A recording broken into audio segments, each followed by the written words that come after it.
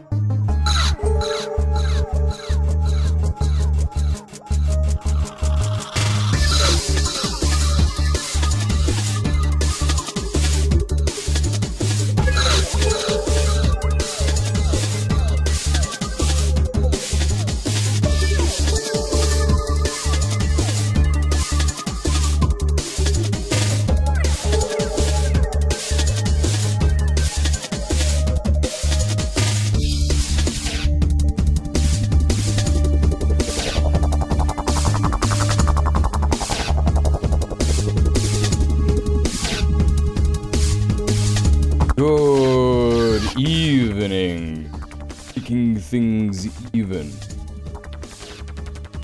How are we, chat? Good to see you. Welcome in. I'm back after being way too warm yesterday. I'm sure most people can empathize. I'm still pretty fucking warm. I'm still pretty fucking hot. It's sweaty as hell, but not too hot to stream. So that's the benefit of that, isn't it? I'm sure there's going to be a bunch of other amazing quotes like that in this stream. But we're going to start with this, because it's a very special day for one of our chatters, isn't it? Very special day for one of our chatters. So here we go. I'd just like to say this gig sucks. Hey, up yours, Springfield. 1, 2, 3, 4. Happy birthday to you. Happy birthday to you. Happy birthday. Map taker. Happy birthday to you. Go to hell, you old bastard. Kind of came out like map taker just then, but nap taker. Happy birthday, my friend. I hope you had great. I hope you're having a great day. It's your birthday today, isn't it? It's your birthday this day, very today. Oh my god, I hate you. I've never had that response to me doing that. No one's ever said that. Welcome to the stream and hello. There's so many people here already. I don't know what to say. It's crazy that this is how things are nowadays. There's so many of you here at the start of the stream. I'm just like, I need to get straight into stuff straight away. I got loads of stuff to update you on anyway. I had a whole day where I didn't stream yesterday. So I'm going to be telling you about my day. And you're going to have to just live with that. Because that's what we do. We warm up for an hour. Then we crack on. Maybe not a full hour. But whatever. Half a laptop. Welcome in. How are you? E to you too. Yes, yes, yes. E. I don't know why things are like this, but now they are better. Why are you like that? Why are you like that? What the hell? What's changed? Oh, it's where I'm fucking sitting. That's what it is. Okay, sorry about that. Half a laptop. How are you? Middle Earth Marxist, welcome in. Fuck Blue Sky. Okay, you're gonna have to explain that to me. Naptaker, hello. Spaceman's Door, how are you? Who else do we got? Ninny, hope you're doing well. Vordrella, how are you? Doggo Duck, good morning indeed. We got B-Rat as well. Hello, B-Rat. We got Reaver Claw. We got Prince. We got Prince Infidel. Hey, tank top, folks. Yeah, we're all tank topping it nowadays. We're all tank topping it at the minute. 2 years away from 30 and I'm feeling all those years. Yeah, you wait. You wait till you're 35. And then someone who's older than me in the chat is then going to say, you wait till you're 46. And then someone older than that is going to say, you wait till you're 56. Someone older than that is going to say, you wait till you're 68. And then someone who's 75 is going to be like, remember Vine? A little shout out to those in the Discord there. Chat, look at all these new emotes. Look at all the new emotes that you've got. Look at them all. Look at them. There's so many. If you go to your emote menu, you will see there's a whole heap of new emotes. And I've got another 13 slots for emotes, which is crazy. When the fuck did that happen for affiliates, chat? What? Whoa. When did that happen? So check this out. Look. Can I make that big? You can kind of see mine at the top here, right? These are all the new emotes. You've got Org and Eyes, which is just djmuel 1, 2, and 3. Then you've got djmuel Christ, which is, it's our Danny, isn't it? You wait until you're 55. Yeah, exactly, right? Hey, Steph, how are you? We've got Danny Dyer there, haven't we? We've got Danny Dyer. We've got the classic Egg Dog. Egg Dog is staying just because that's a callback to the past for me. Yeah, that's staying. That's just DJ Mule Egg. This is DJ Mule Christ, Danny Dyer, smoking a ciggy. Yeah, from the UFO thing. That's DJ Mule Ew. Yeah, I think that's pretty self-explanatory. Got DJ Mule Jam. You hear a jam that you like, you do that one, and it's just Melpert, isn't it? It's Melpert, and there he is, jamming away. What's crazy is that, like, I didn't even force him to do this, because well, technically I did, but, like, I remember just stroking him. I've told you he likes to be stroked on the back of the neck. Clearly that's, like, a thing that all cats like, because as I was doing it one day, I noticed that his head was just going like that.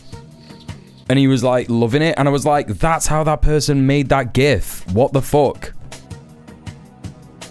That's how that person made that GIF.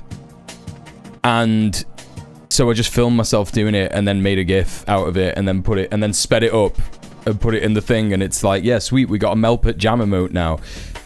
You got DJ Mule Keith, which is just a silly Keir Starmer. You can use that whenever Keir Starmer's around. I don't know. That's me laughing into it. That's DJ Mule Lull. You can use that one if something's funny, I guess. I don't know. Is that how this works? Obviously, we got the PAL flag there. And you could do what Half a Laptop's doing in the chat there. You could go, like, make a really long one. That was the purpose of that, really. You got Curtis Sleewer's tan line. I don't know when you'd use that, when that's appropriate. You got Ibrahim Traore with the laser eyes. Yeah. I think this is a good start. And then the classic what? Classic John Lennon, cursed John Lennon face with what? From a weird Beatles rip-off album, basically. That's where that face is from, if you're wondering. I don't like John Lennon. I just think it's a funny face. So there you go. That's that. That's all the new emotes, isn't it? And you'll all enjoy that, won't you? You're already all enjoying it. I can see everyone's already enjoying the emotes, putting them all in the chat in different ways. So happy with this emote. We've got 13 slots. 13 slots to go. There's so many. Like, if I'm looking here, how do I do it? Imagine there's no wankers. Yeah, exactly. What do I do here? Viewer awards, emotes, right? If I go to emotes, there's 5 free follower emotes that I also have to come up with. Did anyone answer this question, by the way? How did that happen? How is it that affiliates have 20 emotes now? I don't understand what that's about. No, sorry, I've not got 30 more. I have 13 emotes. I've got 7 open slots. I've got 7 more subscriber emotes, but then also another 5 free follower emotes. What the hell are they going to be? What the hell are they? It's just too much stuff to think about. How do partners do it, man? I can't even think of anything. It took me years to understand Imagine is a bit shit. Listen, it took me very not long to imagine that to understand that all the Beatles songs are bad. Even if they're not in the Beatles anymore. It's all bad. Was it COVID? Yeah. Probably try to get people to sign up for some AI emote Generto slop. Oh no. You want me to have a random hat or a wig for 5 minutes? Yeah, no problem. Got you, fam. There you go. E is the perfect vocal stim. I got 2 massive bags of mushrooms and other vegetables for $3, which is awesome, but now I don't know what to do with all these mushrooms. Fry them up, put them in a risotto, put them in a casserole. Get some risotto rice. Or just rice. Just regular rice. Doesn't have to be risotto rice. Low-key human, how are you? Welcome in. Mushroom soup is good. Yep. There's just been more and more emote slots over time. Right, gotcha. What's the rice, curry, chickpeas, mushrooms, one of my staple dishes? Yeah. That's a solid one. John Lennon's childlike understanding of socialism. Listen, it's good that he died. That's just the end of that. Oh, that's great. Oh my god, this bisexual Palestine. Prince, that's great. That's a great idea. A Bingus emote is a quality idea as well. Yeah, landlord hate. Now, I was thinking about a landlord hate emote. I've just realized there's a huge hole in my green screen right there. I'm gonna have to sew that up.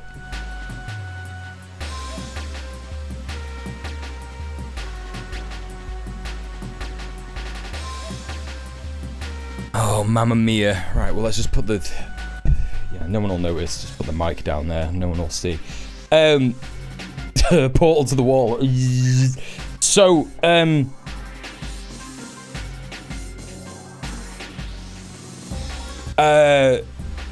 it's under the mic. Hi, Val.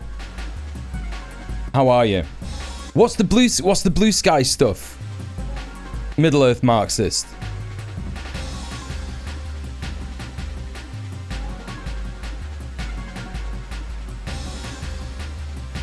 Middle Earth Marxist is like, fuck blue sky. I'm not signing up to these terms and conditions. I already did that. Was that a bad thing?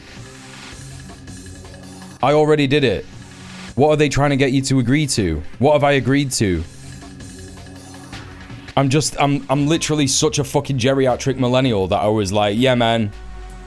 There's a prompt to accept a bunch of new terms and conditions. What are they? Why are they bad? That's what I mean. Like, people are implying that they're bad. Why are they bad?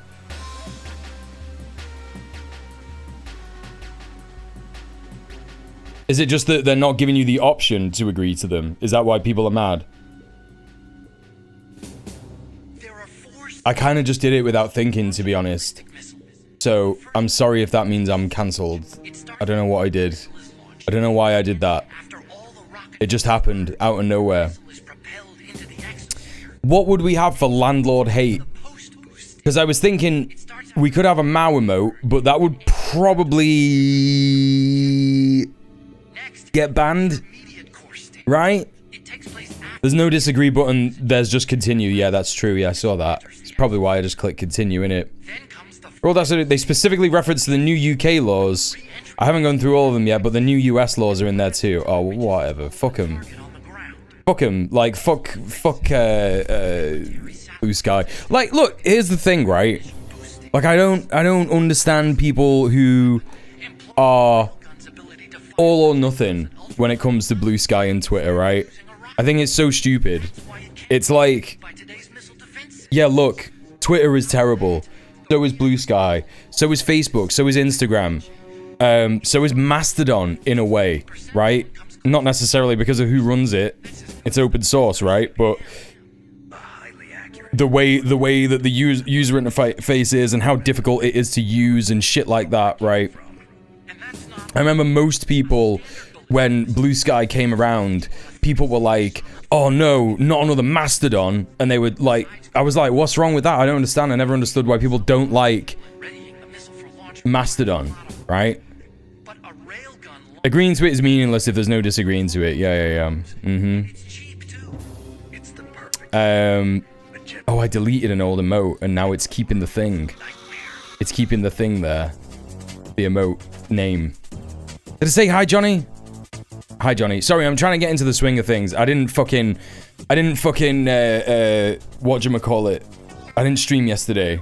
So, my brain is trying to get back into the swing of things. And it took me so long. I was so delusional yesterday and delirious. Delusional is not the word. Delirious is the right way to say it. I've been thinking about making a truly cursed meal, Sonic curry, using food coloring to make the sauce Sonic blue. Is that like based on the actual Sonic curry that exists?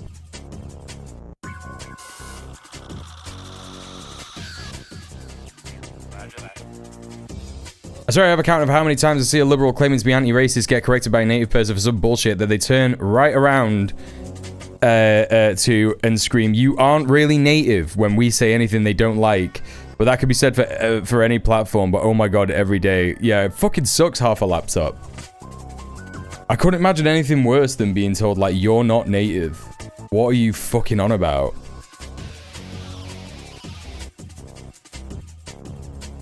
Inspired by the actual real blue Sonic curry? Hell yeah, that's what you want. That's what you fucking want, chat. I've lost my Oh, fuck.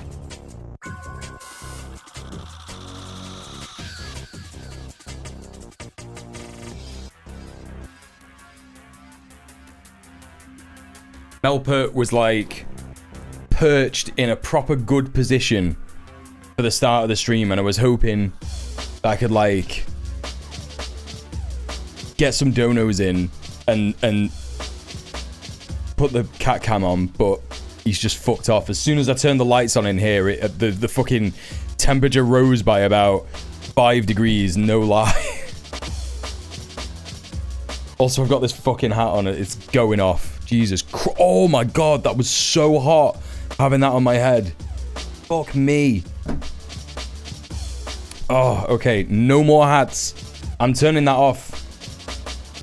I'm turning that off today. How do I turn them all off? Every single one of them off. Deleting them. I'm deleting some of them.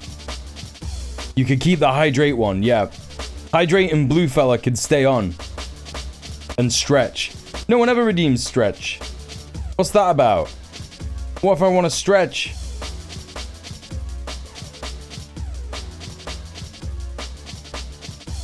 I assume Naptaker got happy birthday geezered before I got here. First thing that we did. First thing that we did. It's the go-to, like, just don't lie and say you aren't racist fuck. And white people always trying to use our experiences as gotchas to say the most wrong shit. Yeah, it's good stuff, innit?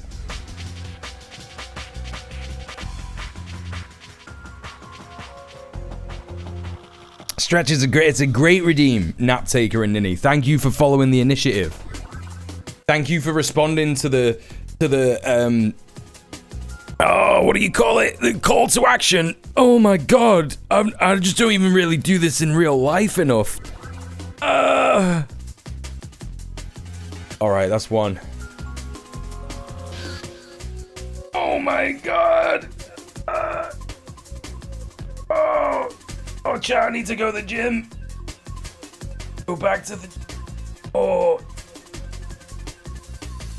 Oh, mamma mia. Oh yeah, that one's good.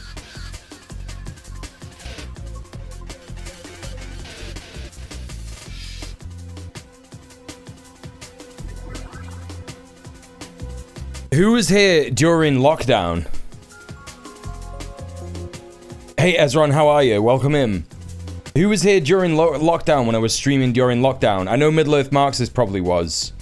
Oh no, maybe not. Because I don't think Kira was... I don't think me and Kira were friends. Not like that we didn't like each other, just like we didn't know each other properly back then. I'm sure Johnny was here. And maybe Prince was here, I don't know. But there were definitely some people in the chat who were here during lockdown. Johnny was definitely... I'm still in lockdown. I think that the craziest shit... Oh no, maybe you weren't here during lockdown, Prince. I was still kind of gaming during lockdown. I did politics 1 day a week. But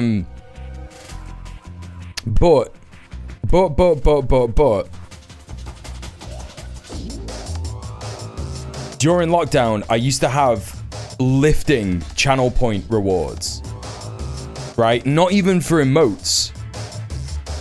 Literally not even for emotes. It was ridiculous.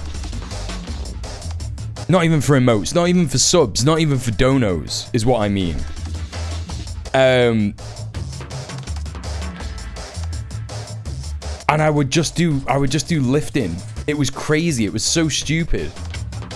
People would be like, right, it's time to do 10 fucking hammer curls, 10 tricep extenders, 10 fucking, you know, shoulder lifts.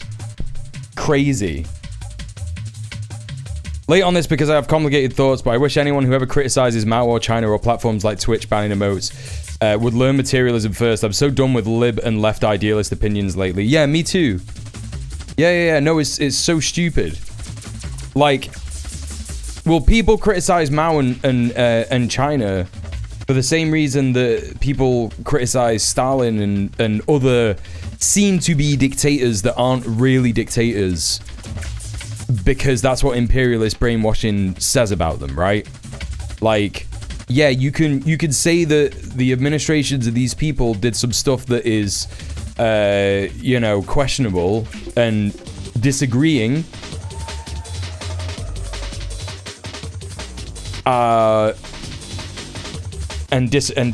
You know, you could disagree with that, but at the end of the day, they're just guys, right? They're just people who were running countries, in the same way that fucking Eisenhower was running a country, in the same way that Churchill was running a country, in the same way that any of these like horrible genocidal psychos in the West are running countries. You know what I mean?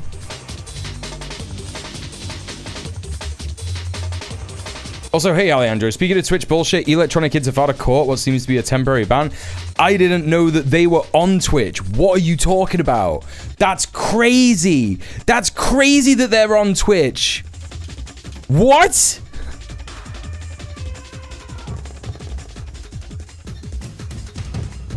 Tempted to start that myself. Got dumbbells and kettlebells sitting in my room just gathering dust. Yeah, get on the lifting, man. It's good for you. It's good to lift. And one day you won't be able to. This is the thing that I always try and remind people. Like, even if you don't want to lift for any other reason, like, just, you know. One day you won't be able to. You can do it. If you can do it, then do it. Yeah, look at good guy founding fathers over here. Never commit such atrocities, right? Yeah, they would never own slaves or do colonialism.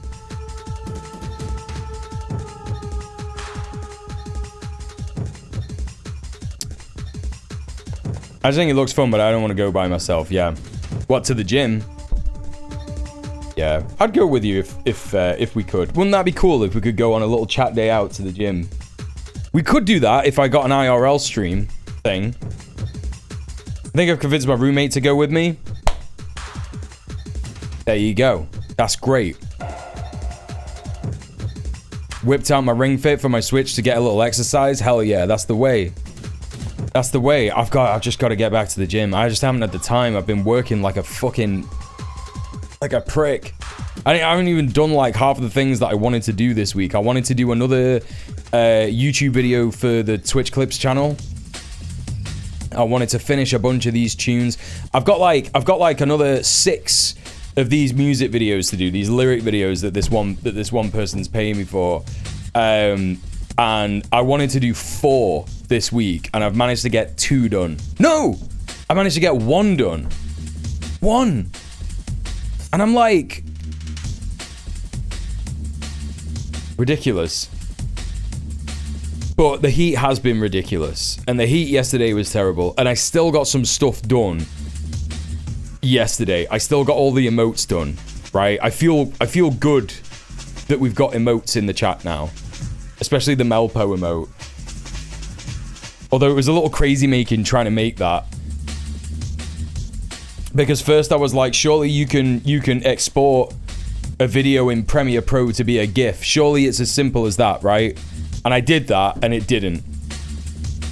It didn't work at all. Editing is hard, music videos, especially because there's so much more timing to keep track of. Yeah. I mean, these ones are pretty easy because they're just lyric videos, you know what I mean? They're not like full-on music videos and that. Like, they're just, you know... a little bit done is better than nothing done, that's true. And even if you get nothing done, it doesn't matter.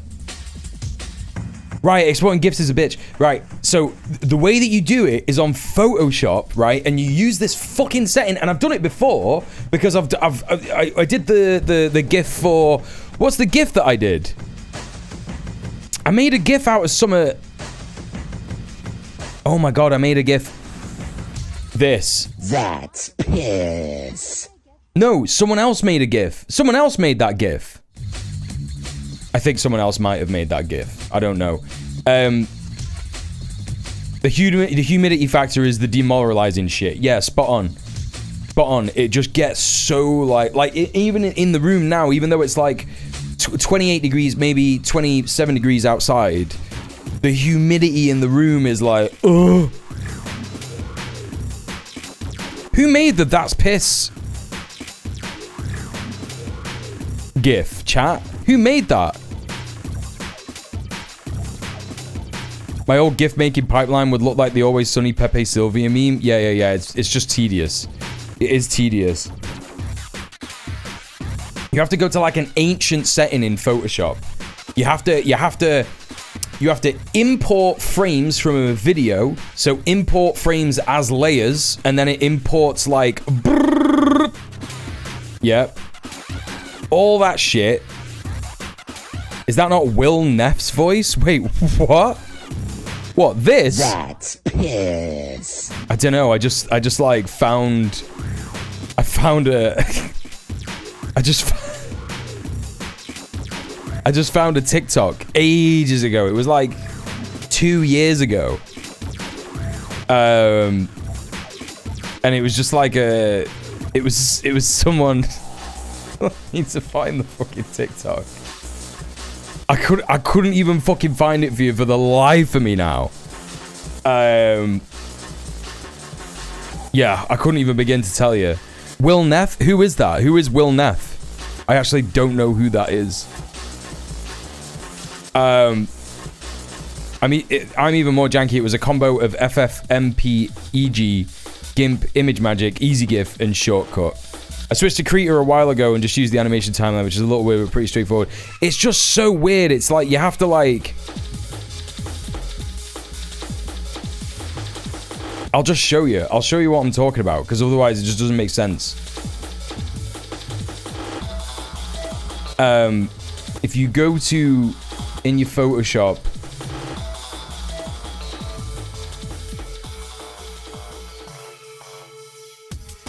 So what you do, yeah, what I've done anyway, is you take raw footage and you get the GIF that you want, and then you export it as... Look, you can see all the fucking things down here from it. It's ridiculous. It's actually fucking ridiculous how long this was taking me yesterday. Like all the Tom heads. You could just see them all down there. And... that piss wasn't made, it was birthed from the universe where people needed it most. That's true. So like... what happens is... you go to new file... sure, just 1000 by 1000 pixel grid, because that's what a GIF is, right? Especially on Twitch. And then you have to go to fucking import... video frames to layers. This is the most insane shit ever.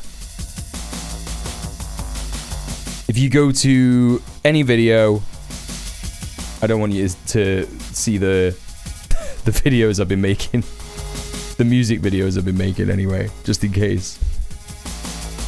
It's confidential information. It's not my Goblin folder, don't worry, that's on my other computer.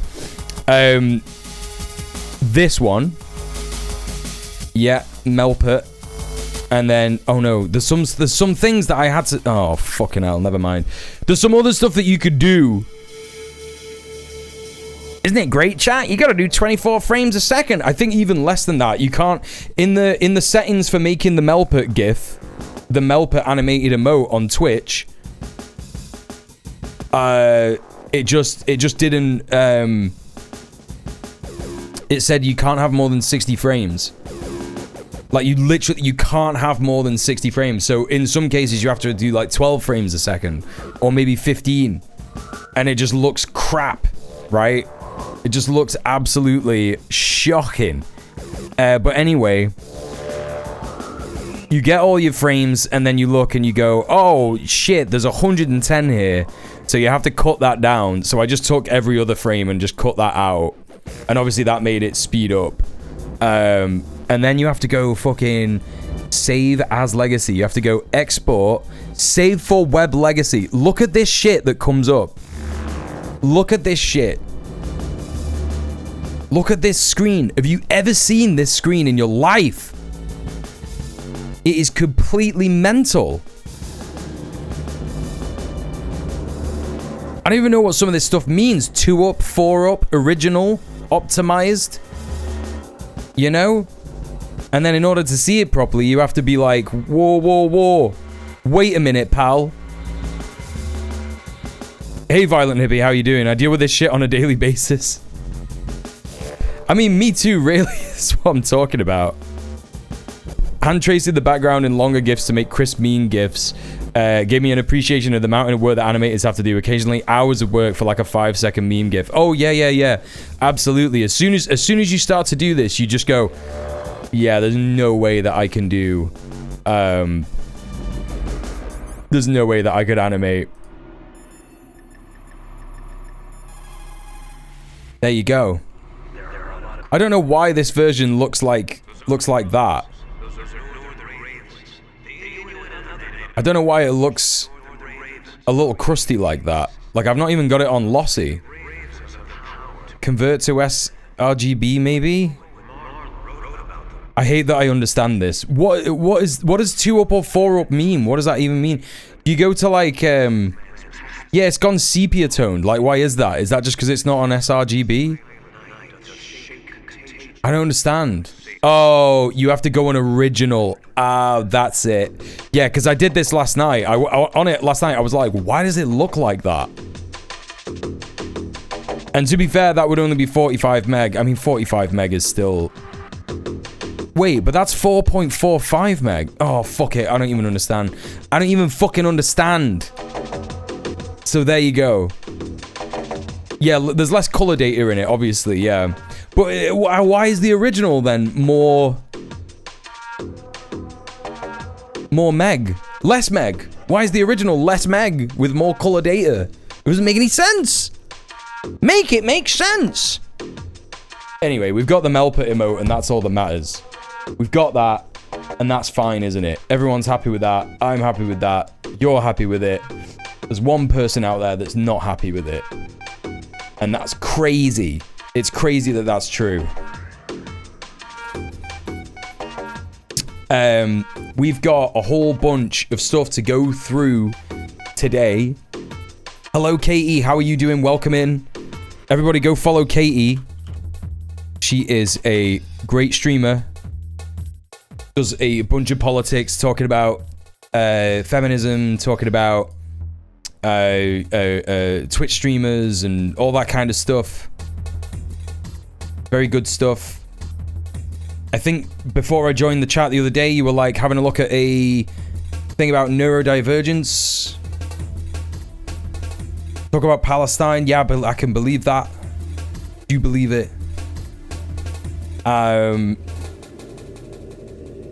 Nothing makes sense in this line of work. That's very true. Just trying to get GIFs to fit in Discord does my head in most days. That exact thing, shrinking it down, somehow makes it bigger. Yeah, what does that even mean? What does that even mean? I just bullshitted my way through animating in Photoshop. I didn't fuck with the layers. I would just drag and manipulate the duration of frames in the timeline because I couldn't be bothered to try and fix out how to actually change the frame rate. That makes a lot of sense. And you know what I've done in the past? I've drawn frames in Photoshop and then put them into Premiere Pro and just had the frame, you know, because obviously you could shorten the length of a clip in Premiere Pro to be like a frame, and if you put it at 24 frames a second, that's the standard animation frame rate, right? I just found it so much easier to do that. You know, I know that sounds crazy, but I just found it so much easier to do that.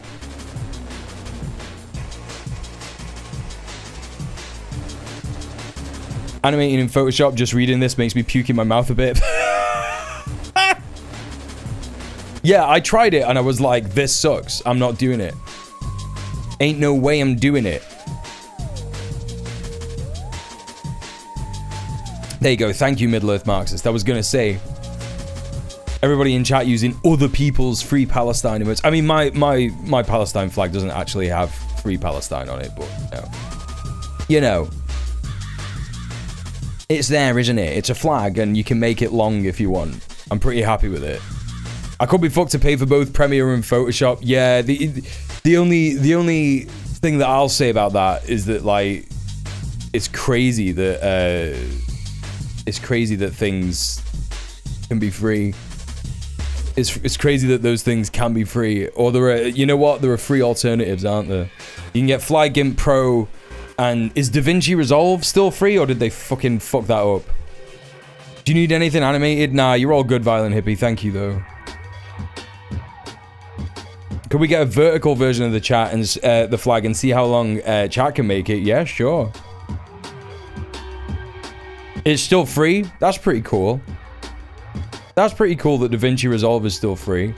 Hey, Carnos, how are you? Good to see you. €65 a month for the whole cloud. Damn. Holy shit. That's crazy. I couldn't imagine that shit. But, you know, if it's your job, if you're getting subsidized for it with like, sometimes employers will subsidize it if you like do animation for an employer or editing for an employer or whatever. But also, if you're self-employed, you can sometimes make the money to pay for it. Like, I pay £19 a month for both of them, and it's like, that works for me. It's a lot, but, you know, I don't pay for like a bunch of other stuff, right? Krita works surprisingly well, even on a tablet for me. Krita supports PSD files. Maybe I should just get that. Maybe I should just get that. I'm gonna get this Krita. Krita's professional, free, and open source painting program made by artists that want to see affordable art tools for everyone. Ooh. Ah, you see though, I also got fucking. I also bought like a one-off Clip Studio Paint thing, and I don't know why I don't use Clip Studio Paint anymore. I could literally just do that, right? Hey chat, guess what? If you are feeling nice enough and cool enough to do, I don't know, maybe. Oh wait, I spelled it wrong. If you are nice and cool enough to do a donation to my stream, I don't know, maybe like 20, 30 pound, you could be in for a little bit of this. Oh, you can't really see him. You could be in for a little bit of that. Yeah, you still can't really see him because he's stood up. I don't know why he's sat there like that. He'll sit down in a minute. There you go. You can see his little head. Look at him, he's there. Yeah, there he is. He's like, don't fucking look at me. Don't fucking look at me. Double up music on that stream? Why the fuck was that happening? Sorry about that.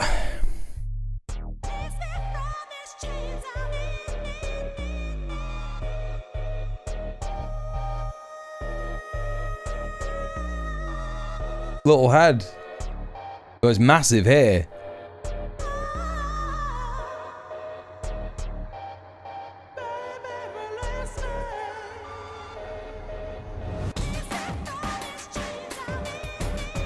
You could have a little bit of that, couldn't you?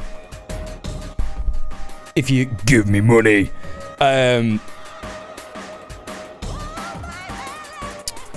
Yeah, we prefer not to support Photoshop, especially with all the AI shit. They're sponsoring the Premier League fantasy stuff and promoting their AI to create team logos.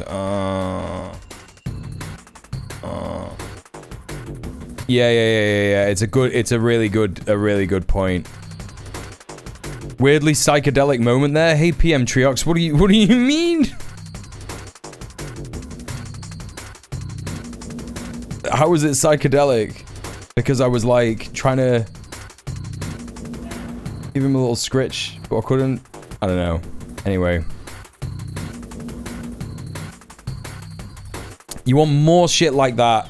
Give me money via PayPal. Put it in there. Put it in my bank. I deserve it. We've been going for about an hour. We got loads of stuff to get through, chat. We got loads and loads of stuff to get through. We're going to be looking at mainly today.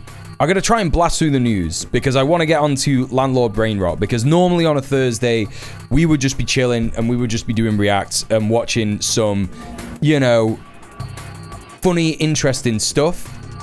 But I missed the stream yesterday where we would normally be doing Landlord Brainrot. So we're doing Landlord Brainrot today. I am sorry.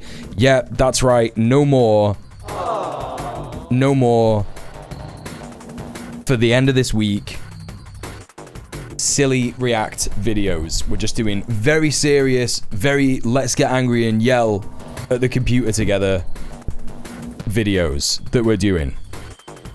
Also, if you use After Effects, I don't use After Effects. DaVinci Resolve devs have a free alternative. Whoa!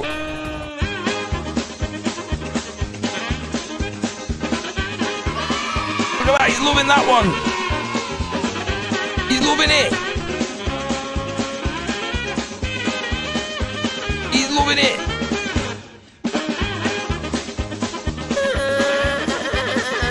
Why are you crying?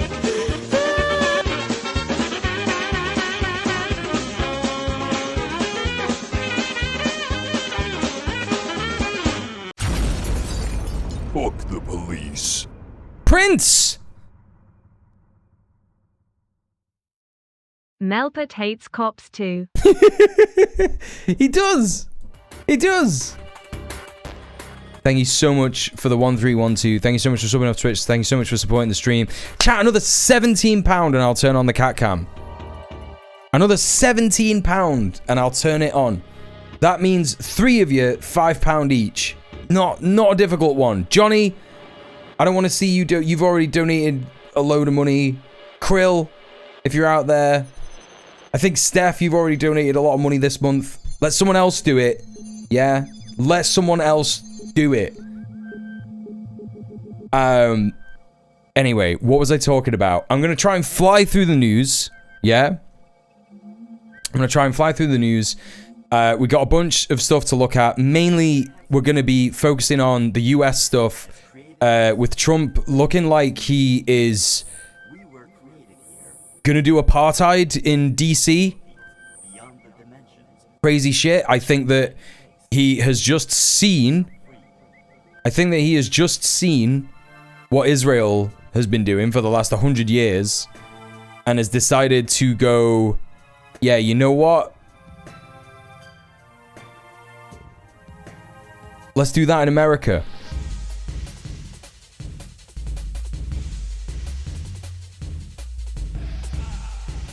So we're going to focus on that. Then we got a cool video from this one person. He's on Twitter quite a lot. His YouTube channel is called The Mizrahi Perspective. He's an Arab Jew. And this is a video from a month ago, and he's talking about the end of Israel and what that looks like, how it ends. It's an hour-long video. He's doing part 1 of part 2. We'll see...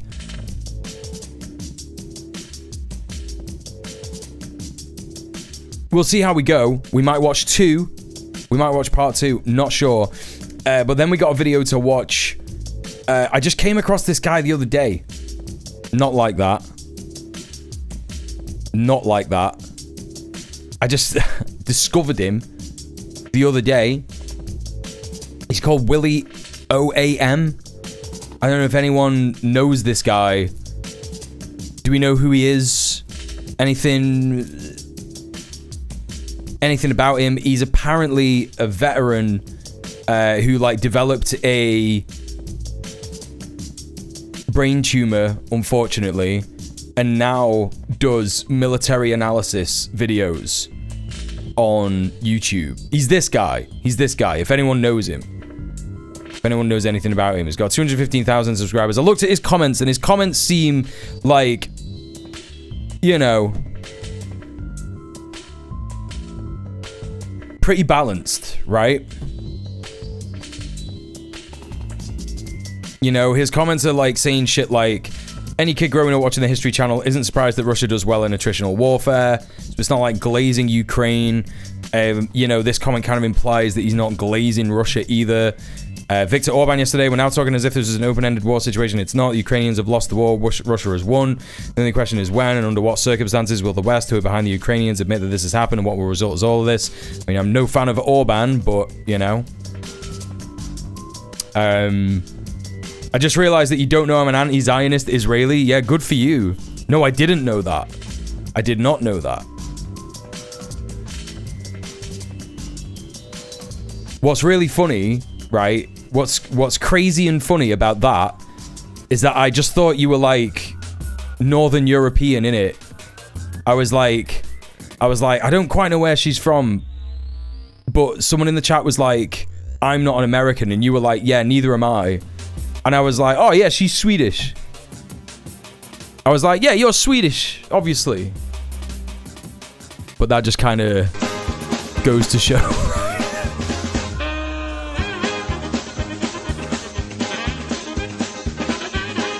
He lies. He's lying.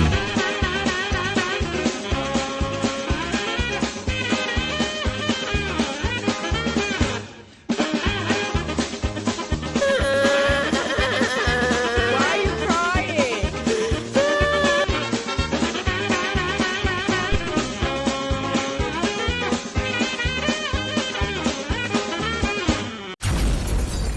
Fuck the police. Yeah, that's right. Johnny, what are you doing? Giving the boiler some bacon. Johnny, thank you so much for the 1312. Thank you so much for subbing off Twitch. Thank you so much for supporting the stream. You really shouldn't do that. I really appreciate it. I do appreciate all the donos, but you know, we got loads of people in there. The idea is to convince everybody to donate little amounts, right? On some days when I stream, I get like maybe 60 people watching, right? And if all of those people donated £5 once a week, we would hit the goal, right? Fuck, if all those people donated £5 twice a month, at £10, we would hit the goal, right? So, you know, I do appreciate it, but anyway, it's hard, it's tough, it's tough. I don't want to say, please don't fucking give me any more money, because I do want money. Like, but, yeah. I'm trying to encourage people to, you know, think about the boy. Think about what he needs. Think about his needs. Look at him. Oh, you can't really see him. Anyway, whatever. What is that? 1312, 1312. So, £5. Chat, another £5 and we'll turn the cat cam on. How about that?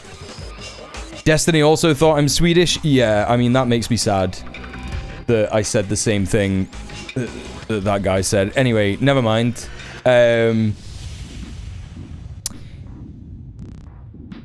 Okay, let's get cracking on. Let's get absolutely cracking on with it. We'll start off with some Brainrot chat. I found some insane shit. Speaking of Density, Density's son is tweeting out that Hitler is a hero right now.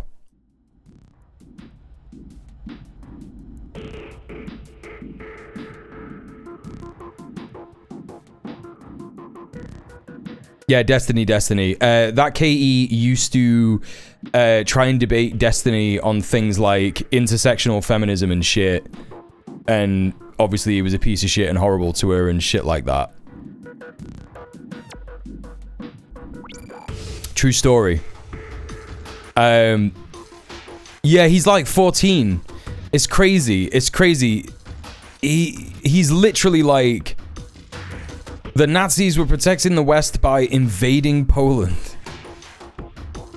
The Reich was a blockade against the USSR and the rest of Europe. They took up all responsibilities of the failing Polish government, and they stated this explicitly multiple times. Hitler is a hero. Mental. Hey Theo, how you doing? Monarchist ass style names. I know. Nathaniel J. Bonnell the First. Right, Doggo Duck. Kids repeat what they hear around the house. Like, you know, here's the thing. No one is sat here being like, what an evil child. This stupid, horrible, evil child that's obviously just naturally evil. You know, as Vadim is saying here, people love to be like, Hassan is a worse influence on the world than Destiny, and this is crazy. This is Destiny's son. This is his fucking seed out in the world, being like, yeah, man, Hitler is a hero. Like, yeah, what do you think he's hearing about the what do you think he's hearing around the house? Crazy. Bad. How about your? Yeah. I feel it, man. It's so on the nose Nazi shit, it almost feels like parody, almost, right? Kids are cringe and pick up shit, but that paints a picture. You know that his dad is saying this shit to him. For real.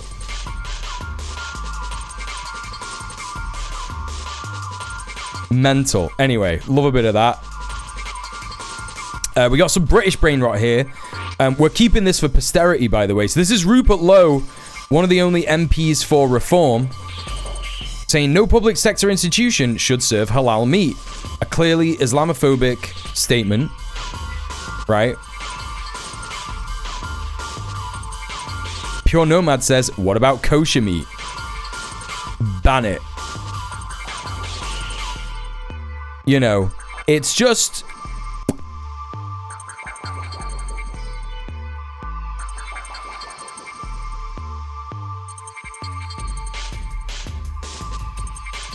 This is where it goes, chat. This is what happens. This is how it progresses. You know, you can't be sat there and thinking, you know, that these people who are like halal meat should be banned and then go to Zionist rallies. You can't sit there and think that they're also not thinking the same about kosher meat. Because they are. They absolutely are. Completely insane. So there you go. You all might have seen this one. This is crazy, right? Mastermind is crazy. Behind right-wing Twitter account Inevitable West exposed as Indian crypto scammer.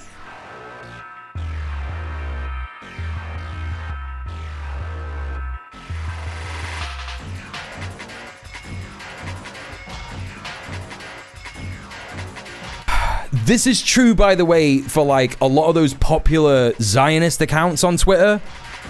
Like, this is just why you can't go on Twitter and try and be serious at all nowadays. You just can't. Because it is full of people pretending to be British, pretending to be American, pretending to be Jewish, pretending to be Israeli, pretending to have served in the IDF. And it's just people from wherever, just lying. It's just people chatting rubbish.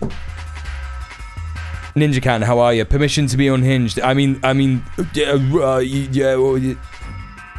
What do you mean unhinged? I can't say yes to that question because I don't know what you mean by unhinged. You asking me for permission to be unhinged implies that you might want to break my chat rules, and I don't know if I can do that. So please elaborate.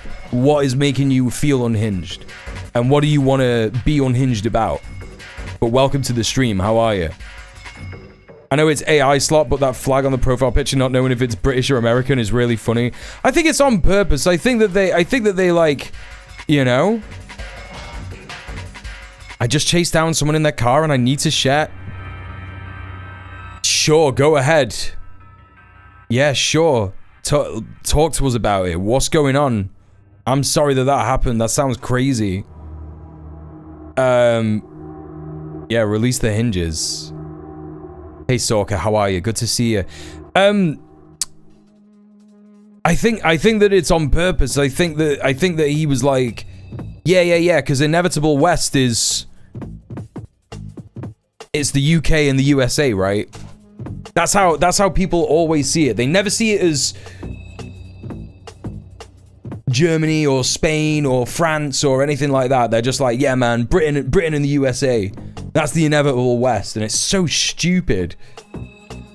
Not only does it make apologies for the crimes of European countries, but also, you know, tries to imply that Britain has any kind of power that would, like, you know, be measurable against the USA. Mental, right? Yeah, like trying to say, like you know, not mentioning Canada, right?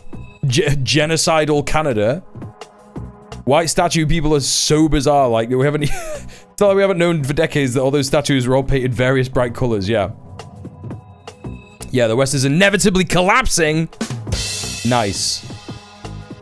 Please remain hinged.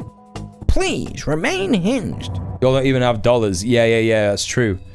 It's true. How unbased of us. What else do we got here? New levels of mental. So we got some psycho fucking Britfash here. This person's saying, new barbers popped up overnight. Already got 2 in a very small one high street market town. According to the shop next door, it was totally refurbished. Done kitchen and everything, all done in 30 hours. Now groups of unknown men apparently coming and going from the place. You got some UK fash, some Brit fash in here. You could almost imagine that these will act as rallying points for some future event. Similar to military meeting points, perhaps. Dude, it's a fucking Kurdish barbers. Do you have any idea how easy? You have any idea how easy it is to set up a barber's? And this person's saying, like, done kitchen and everything. There's no kitchen in this gaff. It's a barber's. What are you fucking on about? It's a fucking barber's. They're not putting a kitchen in.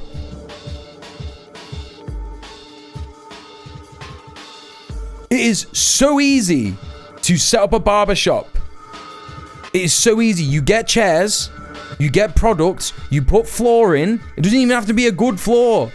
But this is a fairly decent floor, and 30 hours is like so normal, right? So normal. No idea what the fuck these people are talking about. Just like an insane, delusional reality. Anyway, what else do we got? All right. We've got Northern Lion here. Now, I don't know anything about Northern Lion. I don't know anything about him. But I've heard that this is apparently quite unhinged. So let's take a listen. Okay, you're 2 inches into Trump and Biden's 2 inches into you. Are you moving forward or backwards? Don't tell me to shut up. Just answer the question.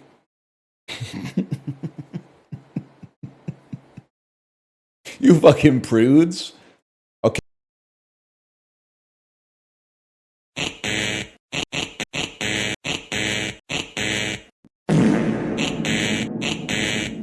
No. No. Anyway, that was just a little bit funny. It wasn't unhinged. So that's good. All right, here we go. Here we go. We're getting into the Israel-Palestine update. Let's take a look at what's going on. A student opening their results. If you don't know, it's UK. What was the question? You really?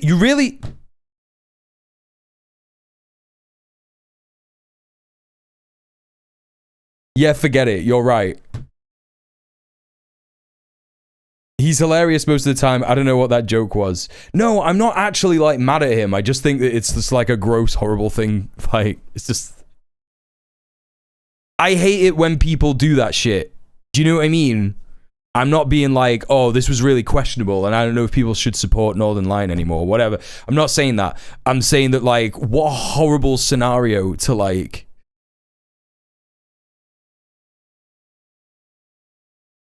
I promise not to put myself 2 inches into Trump as long as Biden promises not to put 2 inches into me. Right, exactly. I did see your 2-post essay, Ninja Can. Yes, I'll get to it in a minute. I will. You know what I mean? I'm just like... Alright, let's have a look at what Ninja Can is saying in the chat. I'm waiting to turn. It's a normal 2-lane road, one in each direction. This traffic guy comes up behind me, swings around through the shoulder, honks at me while he's passing, reaches out the window to flip me off when he's down the road. There was still traffic and I still couldn't turn, so without thinking I just floored it and cut him off. Yelled at him through the window in the next red light. It turned green, so we just drove away, but luckily the lights in this city are always red. I just went to the next red, got out my car, yelled at him some more. He was scared and said it was someone else. I'm sorry, and then I went home. Yeah, that's pretty funny.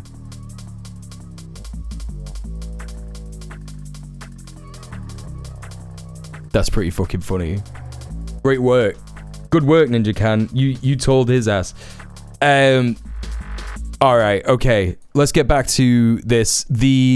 It's the A-level results day in the UK. Right? So A-levels is high school. If that makes sense for the Americans, high school when you get to 18, you're 16 to 18, right? And A-level students' results are today. This person apparently got their results and was being interviewed by the BBC. So this person is going to be like 18 years old, at the least. Let's hear what they've got to say. So on that note, I just want to say free Palestine and the genocide, and the BBC is complicit. All right, we're here to talk about... Legend. Legend. So on that note, I just want to say free Palestine and the genocide, and the BBC is complicit. All right, we're here... Oh yeah. Oh yeah. Oh yeah. Hell yeah. And he didn't break any laws. We'll soon see about that. I think the British people want this young person to be locked up in jail for 12,000 years. I think that will secure the next election for Labour. I've got a Keir Starmer emote. You could all be using it. Look, you could all be using it now. Look, all the subs have got new emotes. There's new people in the stream. I should tell everyone. Look at all the new emotes that you've got. If you're a subscriber, look at them all. Oh my god! Oh! I'm just gonna put them all in the chat so everyone can see. Look at what you can have! Anyway. Yeah, there you go. Hi, Weenus. Hi, Blue Vixen. Good to see you. Long time no see. How are you? I don't know if I want to use it. You got to do the capital K Sorker. It's terrible and I hate it. That's why I made it. Punish the high school graduate because he's wrong. Wrong thought. Yeah, that's right. That's the right way to use the organize emotes. Say, Annie. Annie say. Star Annie see. Anyway, right, let's move on. So that's pretty based. Cuds News Network. Model and musician Jarrett escorted off the runway after raising a Palestinian flag during the Copenhagen Fashion Week. Just more and more of this stuff keeps happening. Slay. Not just a Palestinian flag, a Palestinian flag that says "Act Now Against Genocide." Hell yeah. Hey Maracas, how you doing? Why the BBC still being such cowards? The centrist technocrat leaders of Canada and France, Carney and Macron, are now being performatively pro-Palestine. If those guys are doing it, what are the BBC still doing? Well, to be clear, Keir Starmer is also being performatively pro-Palestine. So, important to remember that. He also said he's going to recognize a Palestinian state. Not that that will do anything for the people of Palestine. You can't be giving Macron any credit. KE is right. Like, I went through this on a VOD, so if you want to see my full take, check out the VOD where I discuss this. But I've discussed it again and again and again, and here's the takeaway. Centrist technocrat leaders of Canada and France and the UK. Oh no, yeah, you did say performative. Sorry, you're right. Yeah. Sorry, that's my bad. Yeah. They're doing it performatively because, you know, they know that they're complicit and that they might get fucking done at The Hague. It's the same reason that Keir Starmer is saying it. So that's my take. But if you want to know about the BBC, yeah, if you want to be a understander of the BBC and why the BBC, what's a Hague? The Hague is the International Criminal Justice Court in the Netherlands. It's the Hague. If you want to know why the BBC is compromised, why would that come up with anything? What am I fucking doing?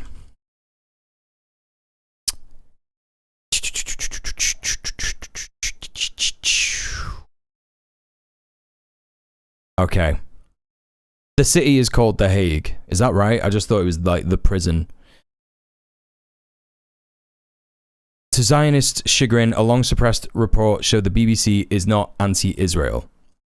There is... I don't think it's going to be in this reporting. So apologies, Maracas Skullman, but there is someone who is at the head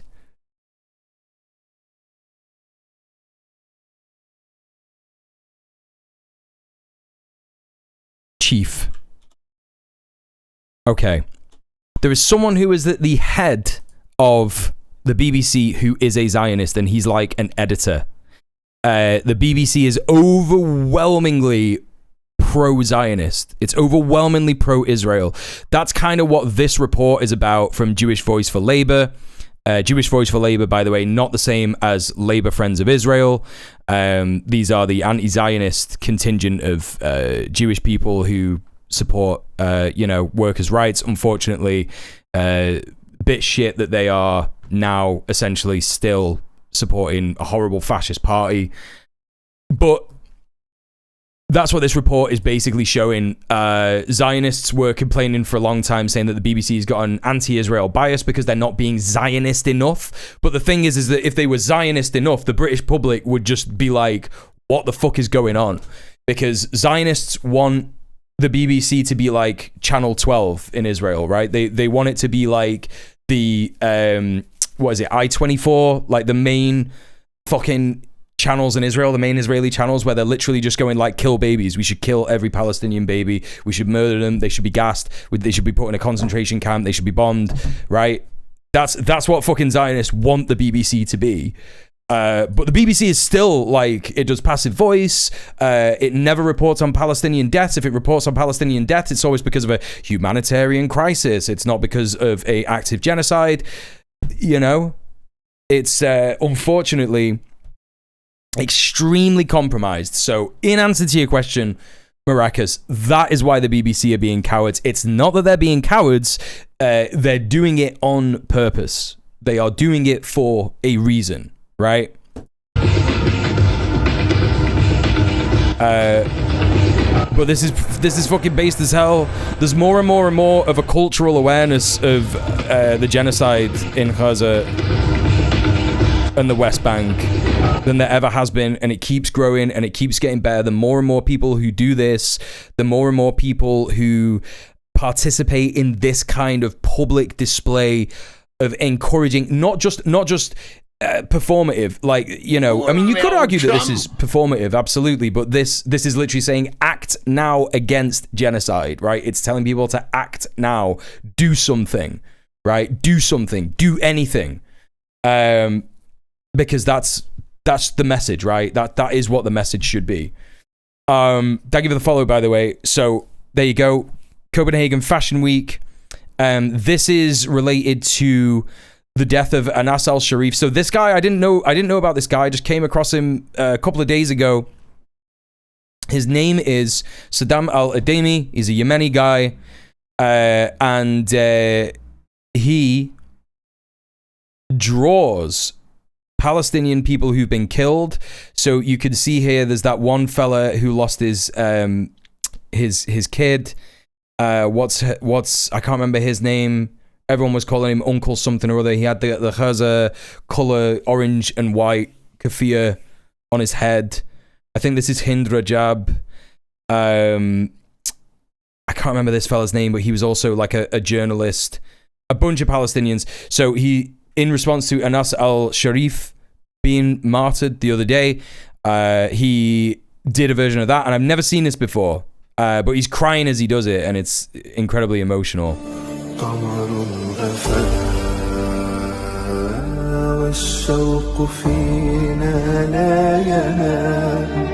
This is fucking wild, chat. This is fucking wild.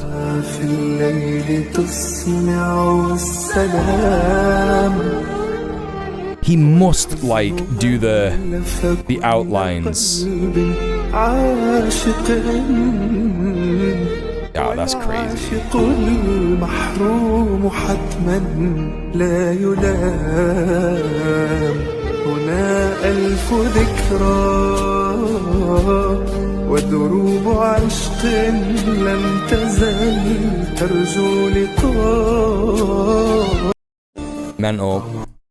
Mental. There you go. So there you go. I thought that was really, really good. It's just like an excellent tribute. We're now going to watch this video. This is from someone called, I think this person is called Alon. I can't remember his name. He might tell us.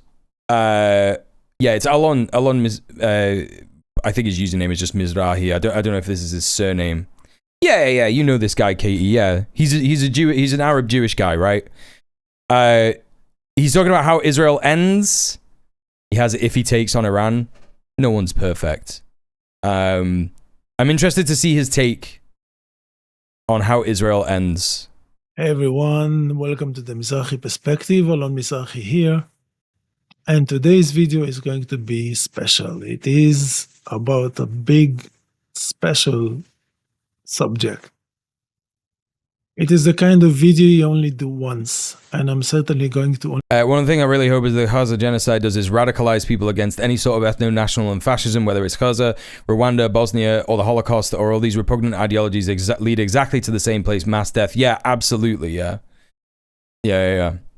What would happen if you and this guy did the fusion dance? I mean, he would get a beard and I would get eyebrows, right? only do this video once.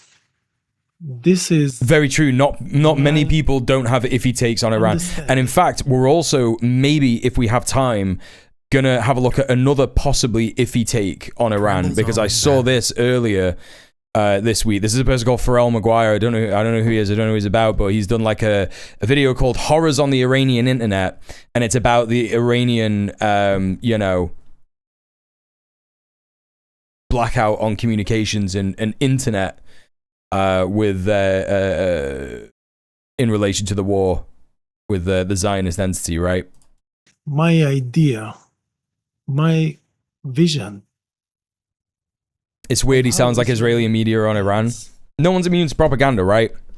Since October 7, I said it many times. Since the literal day of October 7, I repeated this many times. I said this was going to be the end of Israel. And naturally, people were very curious. Well, he's Israeli, right? Yeah. What do you mean by that? How is this going to happen? What's going to happen? How is this going to unfold? What's going to happen to Israel that will bring about its end, its demise? So this video is about that. It's a serious issue, and it's a serious video, and it connects together a lot of dots. So it's not going to be one of my shorter videos. And frankly, I don't know how long it's going to be. I'm just going to start and I'm going to finish when I feel I've fully covered this subject and everything connected to it. So it's not going to be days long, but just to let you know, this is a serious listen. And since I'm guessing many people are going to watch this and watch me for the first time, I'm going to shortly introduce myself. My name is Alon Mizrahi.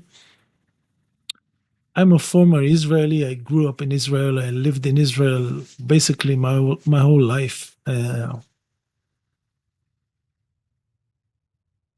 don't want to get into too much biographical detail because this is not the right moment to do that. But for at least a decade, I've been a Zionist, post-Zionist, and then about 7-8 years ago, I've become anti-Zionist.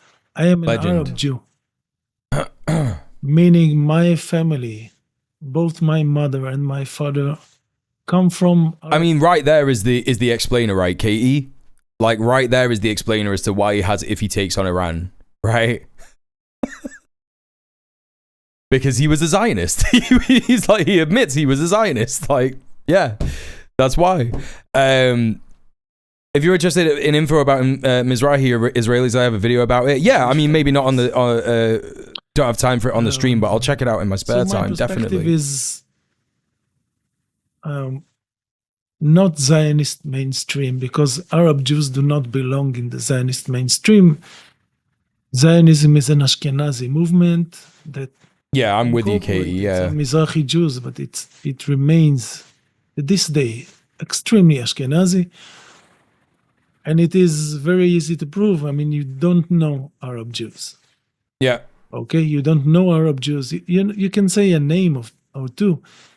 You know thousands of Ashkenazi Jews, but you don't know Arab Jews, and you certainly don't know Arab Jews, Arab Jewish intellectuals, or people who have a firm political vision or ideology. Like, it's so insane when you think about the kind of discourse that's come out of people. I mean, the discourse hasn't come out of these people, but they've expressed their views on the Zionist entity in this way, where they've said, oh, I don't think it's right to call it white supremacist. And it's like, you just don't understand.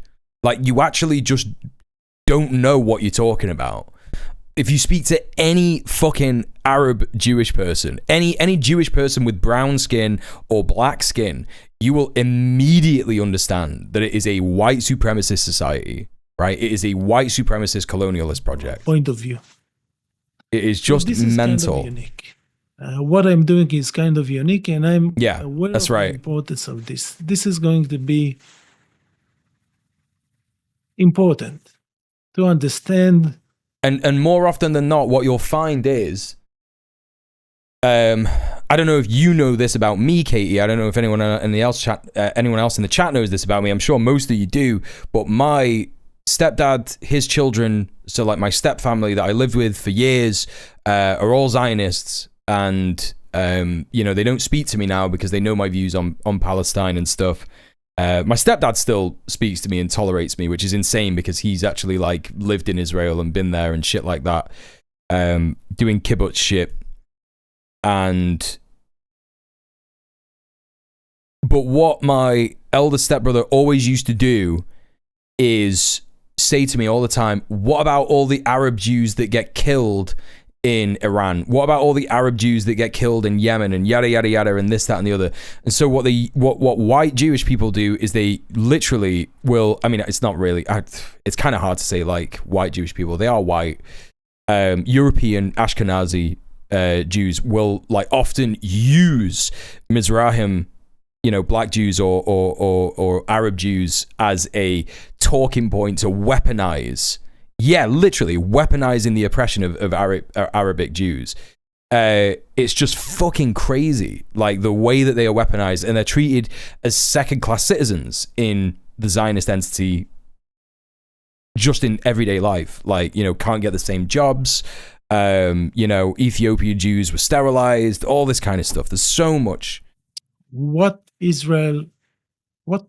the Zionist experience. It is just crazy how much my stepbrother used to say, what about all the Arabic Jews? And it's like, he's a racist. Like he's always said, I had a girlfriend once who was mixed race, white and Pakistani. Not even Palestinian, not even like, I don't know, is Pakistani Arabic? Surely not. I don't know. I don't quite know what it would be. I'm but particularly mixed race, white and Pakistani, and used to call her a terrorist, like to her face, right? Yeah, he didn't know the fucking difference because he's a fucking racist. Like, that's all it was. That's all it ever was. It is weird how specifically white supremacist it is too. I've only heard that esoteric racism from Zionists and Afrikaners. I half expected to pull out calippers to measure skull shapes. Yeah. I mean, Afrikaners, fucking Dutch settlers. Let's be real. Fucking white Dutch settlers. They were obviously far easier to understand as racist, right? Like it really easy to understand because it's like, yeah, man, like but. It was when Zionists started like talking about fucking no, we're Jewish, you see. No, we're Jewish. No, we provide a haven for Arabic Jews as well, and this, that, and the other. Fucking Rhodesia dickheads never even tried any of that shit, right? Yeah, look how they treat each other. They're much better off with those civilized folk in charge. Yeah, Pakistani, I guess, would be South Asian or Central Asian, right? Yeah. I've always been curious about, because this is what interests me. I like to know. I'm very interested in knowing why people think. Yeah, that's right, Katie. Yeah, 100%. Or why they feel the things they feel. Okay, what made them What made them this? So, like Jabotinsky from the Betar movement, Betar. I've spoken about this a few times on stream. Explicitly took right-wing hand gestures, you know, literally like Nazi salutes, you know, all this kind of stuff, imagery, the way that you run an organization. They took inspiration from fascists in Central Europe and explicitly the Nazis. Big into, I actually don't know about that one. freedom has really been the subject I've been most interested in my adult life and maybe my even younger life. This is what fascinates me. Oh, he was a prime minister in the This is what I 70s, think right? We don't have enough of. We have forgotten freedom. Americans have destroyed the freedom discourse because Americans can't do normal. They can do normal things. They certainly can do normal approaches to anything, especially society. I fucking love this guy already. Conditions. It's just not within the. I already loved him. I seen loads of his tweets in it, you know what I mean? Like, I know this guy from his tweets, basically. And I've seen loads of his tweets, and I'm just like, hell yeah, bro. Hell yeah, let's fucking go. He's like saying all the time, he's like, Israel is going to be over in 2 years. Going to be over in 2 years, without a shadow of a doubt. This is the end. It's the beginning of the end. Lived in Israel my whole life. I've watched it. I've seen what's happening. It's fucking mental. Yeah, it's over. Like, it's game over. It's all falling apart and shit. I fucking love his tweets so much. Fake world of firm beliefs based on fantasies and misconceptions and twisted versions of history. Yeah. Very similar to Zionists. Yeah. By the way, I mean, it's no wonder that those two movements, America and Israel, have become so closely attached. They are basically the same. Yeah, yeah. I mean, you know, this is what we're going to talk about in a bit when we look at the US stuff. Like, I have this here. Like, this is fucking crazy, man. This is the Washington DC shit. This man in DC was smoking a cig on the front steps of his house, got harassed by a full squad of federal agents. Right? This is during the fucking, like, martial law shit. No, I live right here. Okay, cool. There's a cigarette. Look, it's like, just like a couple of black guys. And they're getting harassed by fucking psycho-fascist cops in martial law in the USA. Like, where have you seen this before? Where have you seen this before? You know where you've seen this before, right? Did y'all get a call? Like, and I'm not saying that this has never happened in the USA, but to this extent where it's martial law and you've got these fucking ICE sickos, right, going crazy like this, harassing people after this order to, like, clamp down on Washington DC. Like, join a community defense organization today if you're in America. Like, I cannot stress it enough. Today. Do it today. Do it yesterday. No, so we're doing checks, keeping everybody safe down here, right? Have you ever... Look at his fucking face. He knows he's fucking lying. This scumbag fascist piece of shit. The federal surge that Donald Trump's putting out? No. Right. You don't follow like Code 3, anything like that people are putting up? All right, so yeah, Trump's got all federal agencies kind of coming together, 7 days of going out, trying to stop the violent crime, all kind of stuff. Yeah, so we thought we'd just approach you black guys. We thought what we do is we just, like, see some black people and go, they're obviously gonna do violent crime, so we're just gonna harass you for a bit, innit? You know what I mean? Talking to them, right? Quality of life offenses. And look at his fucking expression. Like, he knows. He knows, right? He knows that he's having fun. He's enjoying this shit. Drinking in public, right? Can't happen outside, right? Most people know that. So we're contacting people. Got his fucking taser on his chest. Got his fucking stab-proof vest. Got his fucking cable ties. This guy's got his cable ties. It turns into there's multiple agencies. Hey, Luna Rose, how are you doing? Hey, Splendinavia. There's extra hands available, right? So yeah, you can only smoke in your house in the land of the free. It's that one North Korean defector lady meme, right? What is it?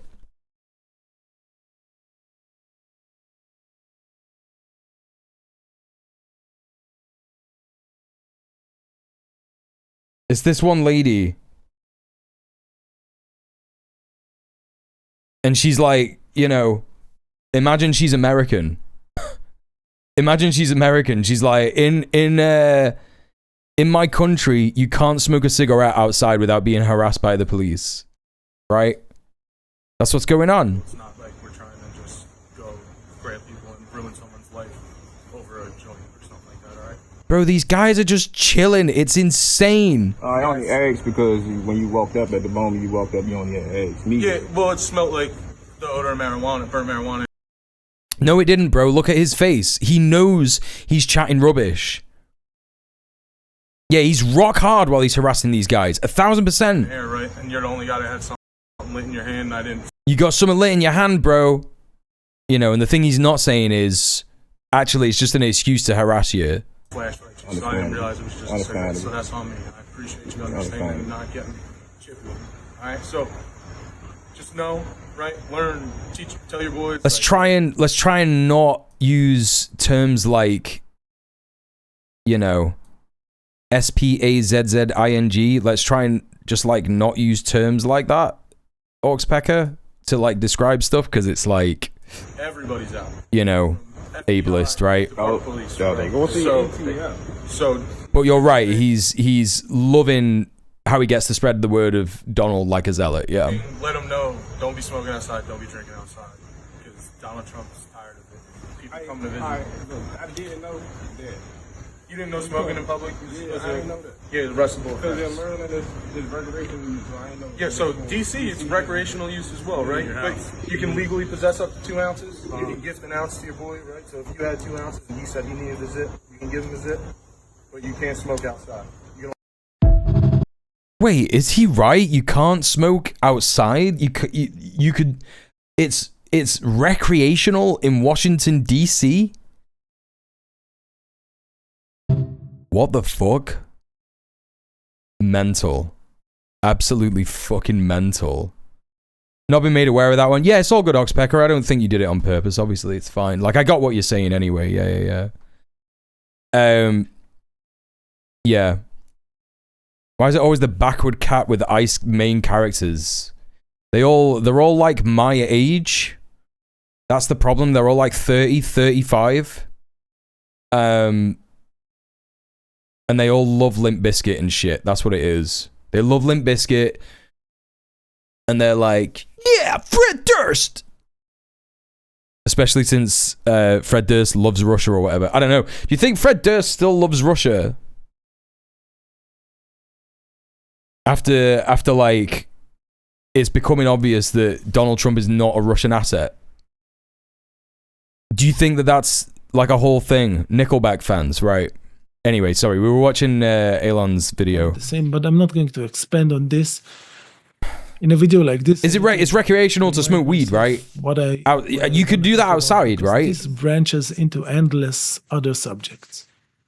So, I think that Jason Statham. I've lived in Israel my whole life, and I've seen and been in Israeli society in every part of it. I grew up in a working class Mizrahi family, and I was surrounded by this class of people. But I spent years of my life in anywhere outside that's not your property, you're not allowed to smoke. Right, gotcha. Circles, Mizrahi and Ashkenazi, in the religious Zionist sector of society, which is predominantly Ashkenazi, like all the ideological movements. What are you talking about? This guy, Theo. Ashkenazi. All of them. Zionism as a big umbrella.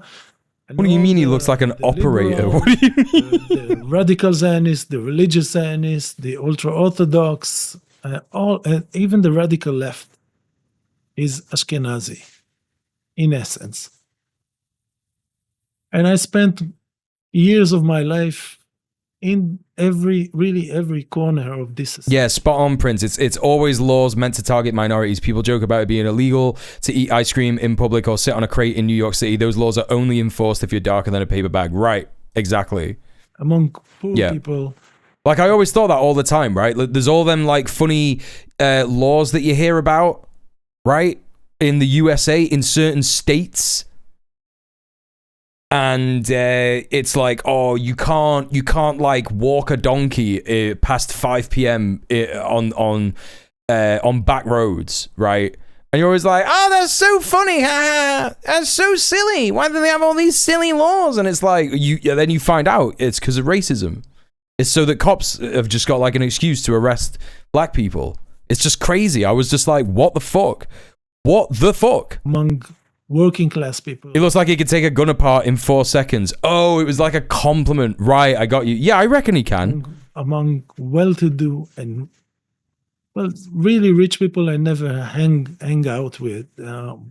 It's not the kind of people I like to be around. Yeah, that's true, Oxpecker, yeah. But I've been around where they live, where they operate. I've seen them. I worked in Israeli high-tech as a writer, marketing writer, technical writer, all this nonsense. I've been in ultra-Orthodox circles, as I've said, in Mizrahi circles.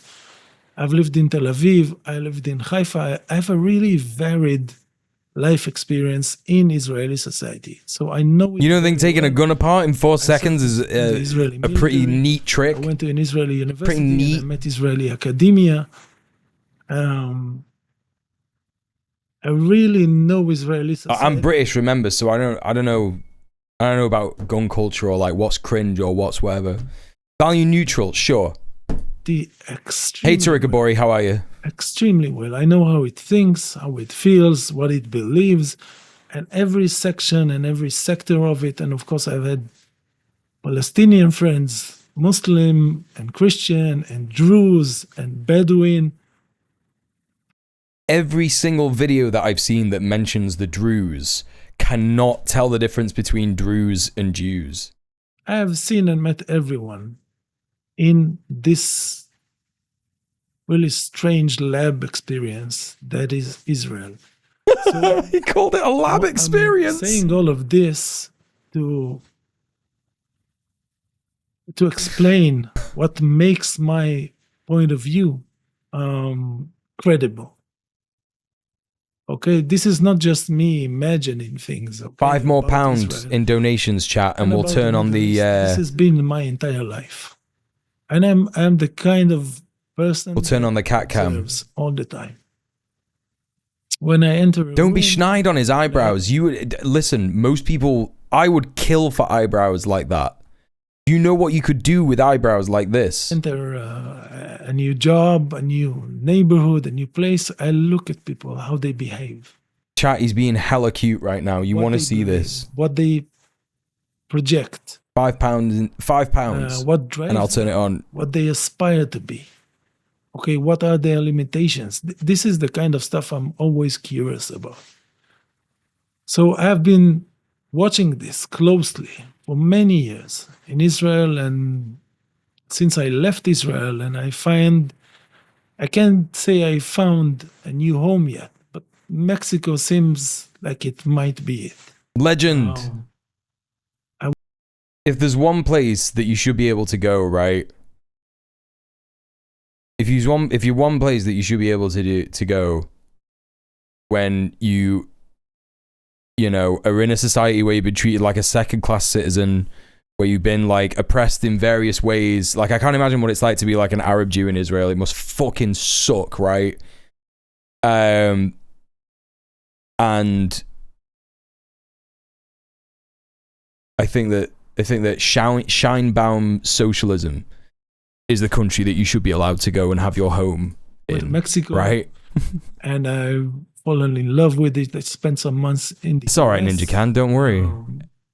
And it was an interesting experience as well. Don't worry, listen, whenever I talk about donos, no one ever has to give a reason as to why they can't donate. Don't worry, it's completely understandable and fine. Not gonna get into this. I'm sorry to hear about your pip as well, Luna Rose. It fucking sucks.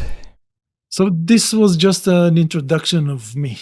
and my perspective. He could do great things with those eyebrows and he's simply not doing them. Don't be mean. This guy's pouring his heart out about his experience as a fucking anti-Zionist Israeli. With this now, before I start with the actual content of this video, I'm gonna remind you or tell you, if this is the first time you're watching my channel, that my channel has been demonetized months ago because I used a picture of an Israeli captive kissing a Hamas member when he was freed in one of the prisoner exchange deals.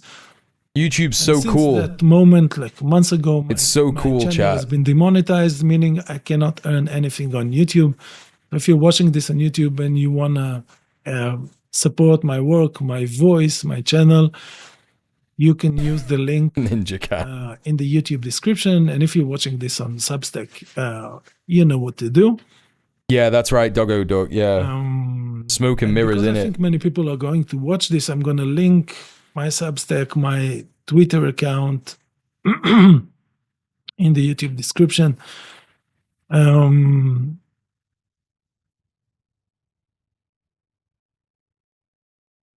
not a very typical voice in our current given political landscape. Okay, this is all I'm gonna say, and the rest you're gonna hear or read yourself if it interests you. So let's talk about how Israel ends. Okay, this is why we're here. To get to that, we need to first tackle a few preliminary important points. First of all, what happened in the Israel-Iran war? Okay, what happened there? Yeah, this is huge, actually, right? This is where we may hear some of his cringe takes on Iran. But I imagine what he's going to say is the same thing that I thought, which is that every single Israeli person, Zionist person, saw the response to behaving in a belligerent fashion to Iran, and Iran absolutely slapping him down. Like, no joke, chat. Like, do you remember we were... Yeah, he's anti-Zionist. I don't... I got here and I missed the context. Yeah. Like, you know, important to remember, chat. You can live in Israel and not be a Zionist. It's rare. It's rare. But, you know, it does happen. Like, there are people who grow up and the propaganda does not work. And they go, oh, damn, dude, this sucks. You know? It's kind of like living in the fucking... It's kind of like living in the United States, right? And becoming a communist and realizing that land back is an important issue for native people. And, like, black people deserve reparations for slavery and literally building the entire country, right? You know? It's like going, that's the truth. You know? And I think it's great that this guy, you know, he grew up, he completely believed the Israeli Zionist lie. And then later on, he was like,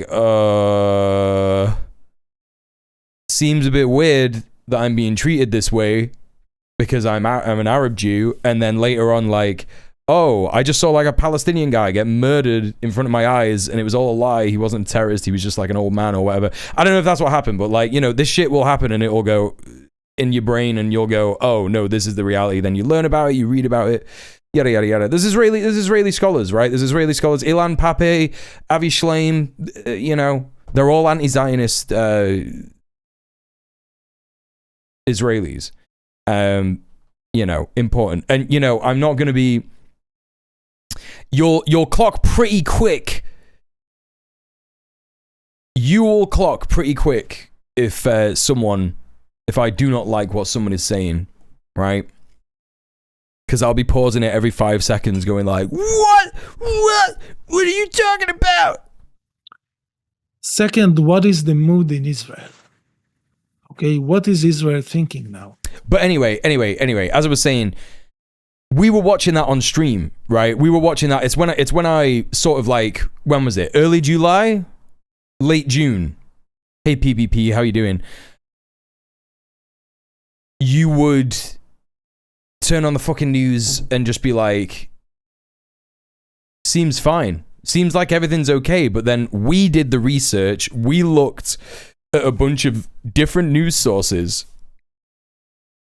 about how the war was actually going for Israel. And there were reports on the ground that like a third of Tel Aviv had just been battered, right? And they just aren't letting people see that shit. You know, there was a proper lockdown on people using their phones. Everybody was getting in trouble for like posting footage and shit like that. And again, it's the same way that the Zionist entity does things like report on the invasion of Gaza, right? When they report on the invasion of Gaza, they're like, oh yeah, we're doing really well. We've got Hamas up against the ropes and all that shit. And in reality, they're getting fucking slapped every single time when they try and go in there. They don't even have the superiority after almost 2 years. They don't even have the safety to be able to do infantry patrols in Gaza. They have to do armored car patrols because the resistance is still active. They still have the same numbers that they had before the war, which is about, I think it's 20,000 troops, 28,000, it might be more. They've replenished their numbers since losing people, you know. They fucking dropped a missile on Bibi's personal villa. Right. It's really hard to break out the programming when you're born in the beast, yeah. Right, the Nazis would have told you they were going to win right up until Hitler shot himself. Well, that was the thing, because when the Allies were marching on Hitler, they had this thing. I'll never forget. First time I went to Berlin, I learned about this. You don't learn about this shit in the fucking history books. You can't even learn about this shit on the fucking internet. It's crazy, right? There is documented stuff in Berlin where it talks about how the Nazis were so invested in the lie that they were winning, right? That even when the Allies were marching up towards Berlin, like literally they were miles away from Berlin, only miles. The Nazis were like, yeah, every single German woman, man, child, doesn't matter how old you are, you all need to make these homemade weapons. And it's because there's a resistance going on. And they lied and they said that it was like resistance cells within Germany, like communist resistance cells. But it wasn't. It's because they were getting fucking slapped. Mental. Hitler was still thinking of architecture bullshit in the bunker, yeah. Mm-hmm. Mental. What is it after? What does it want to do? What is it focused on? Oh, I heard about the New Berlin thing. Yeah, Soccer, it's crazy. Where is the US relative to Israeli military adventurism? I still need to watch that Middle Earth Marxist. Okay. And all of this is going to lead to the... But, sorry everyone, long story short, I'm glad that he brought up the Iran war, because that would have been a key moment for people on the ground in Israel going, looks like you lied about how strong we are, bro. Looks like you've been lying this whole time, and actually Iran are extremely fucking strong and proper resilient, and they fucking creamed the shit out of us. You know? My favorite part of World War II is the German retreat from Russia in utter panic. Yeah, it's good. Yeah, it's good stuff. So New Berlin was like...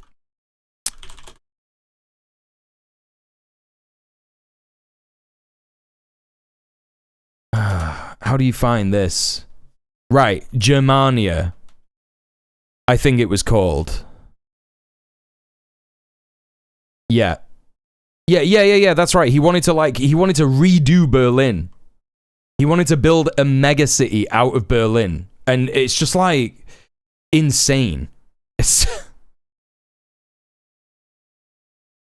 There's like a little bit about it on Wikipedia, which is interesting. So World Capital Germania was the projected renewal of the German capital Berlin during the Nazi period as part of Adolf Hitler's vision for the future in Nazi Germany after the planned victory in World War II. It was to be the capital of the planned Greater Germanic Reich. Albert Speer, the first architect of the Third Reich, produced many of the plans for the rebuilt city in his capacity as overseer of the project, only a small portion of which was realized between 1938 and 1943. Mental. No, it's not something happening now. It's not something happening now.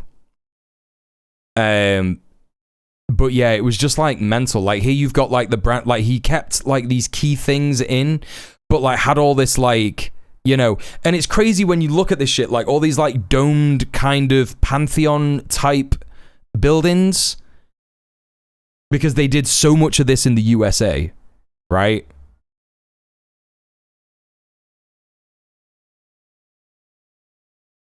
The only part of Germania that still actually exists is a bench. Yeah, that's pretty funny. Isn't it amazing? They're so desperate, need every penny of US blood money. They're also definitely for sure going to win because they're so strong. Wonder if anyone's noticed this about fash groups. Right. Yeah. That's the thing. That's the idea of fascism though, right? To the grand finale of this video, which is how... But yeah, Hitler was like, I'm going to redesign Berlin because Berlin's cringe. It's not enough, right?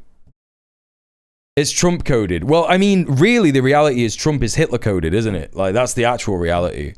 Like, every fascist is like this. They have delusions of grandeur.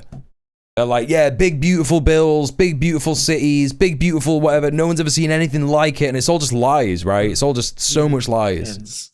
And I'm going to talk in specific terms. If you stay, you'll hear it. You listen, you'll get it. By the way, deeply Hitler coded. What I see as Israel ending. Luna, First of all, if you're not Israeli, it's hard for you to imagine a scenario like this because you don't know the country and how it's built. And even inside Israel, not many people bring up this scenario. This is too scary and not many people are willing to think about it.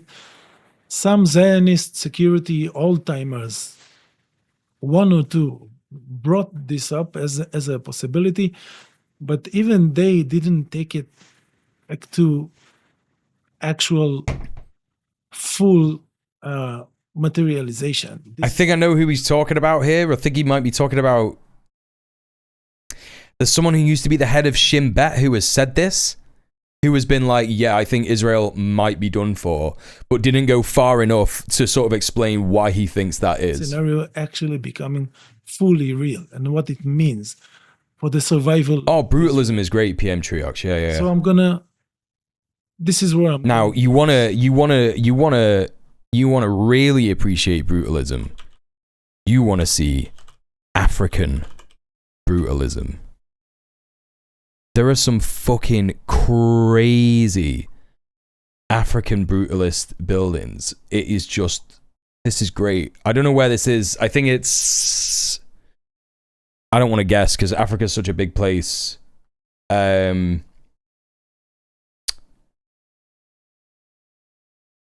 is this one place? Like, look at this. It's fucking beautiful.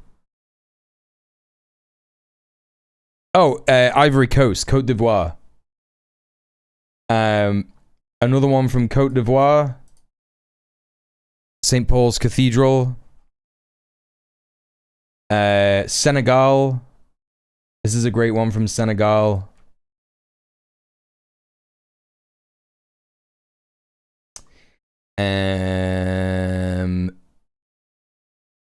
Sudan Al-Nilin Mosque. Fucking sick. Look at the fucking state of that. It's fucking mint. Look at that. Great.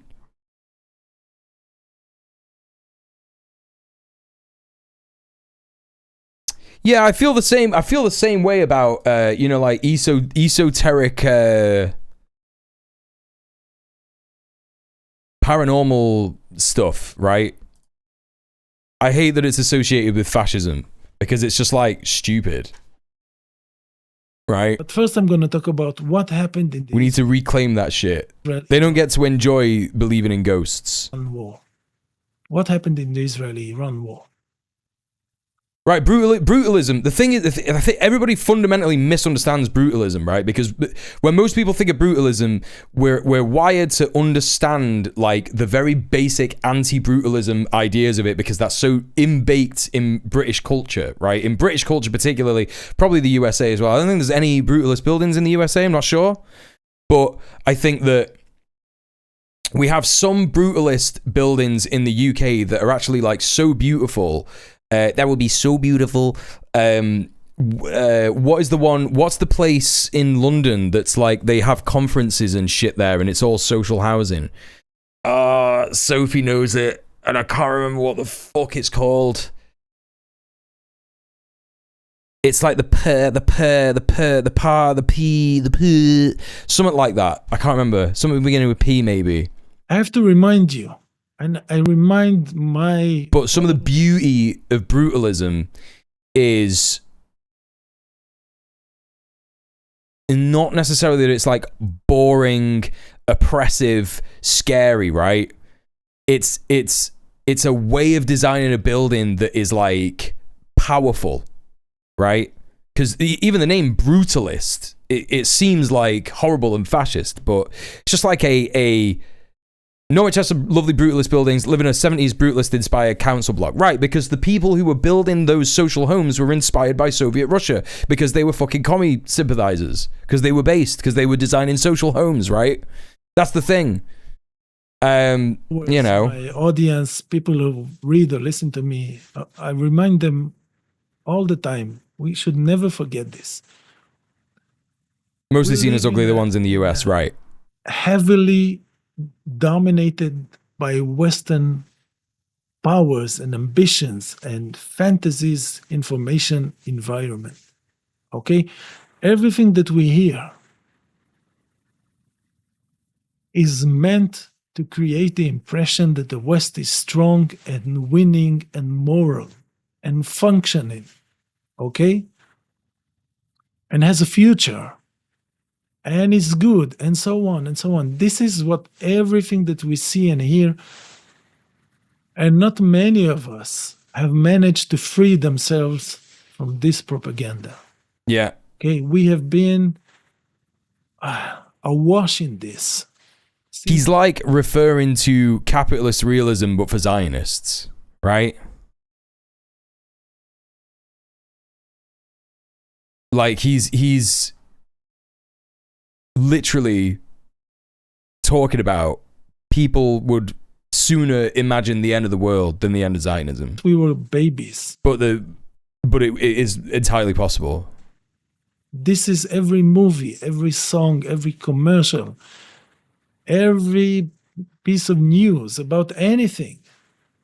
It is meant to make the West look moral, winning, functional, better than the rest of the world, who are savages, dysfunctional, driven by hatred and fear and ignorance and so on.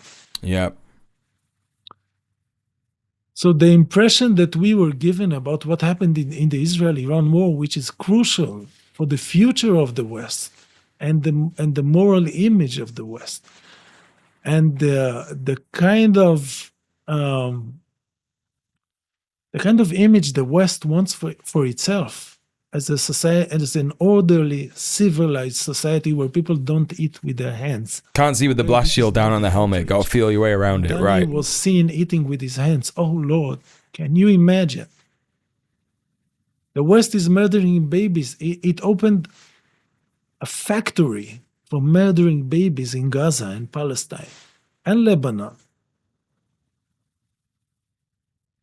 But they are aghast over people eating with their hands. And this is all part of the propaganda war, the psychological war that the West is waging basically around humanity, against humankind.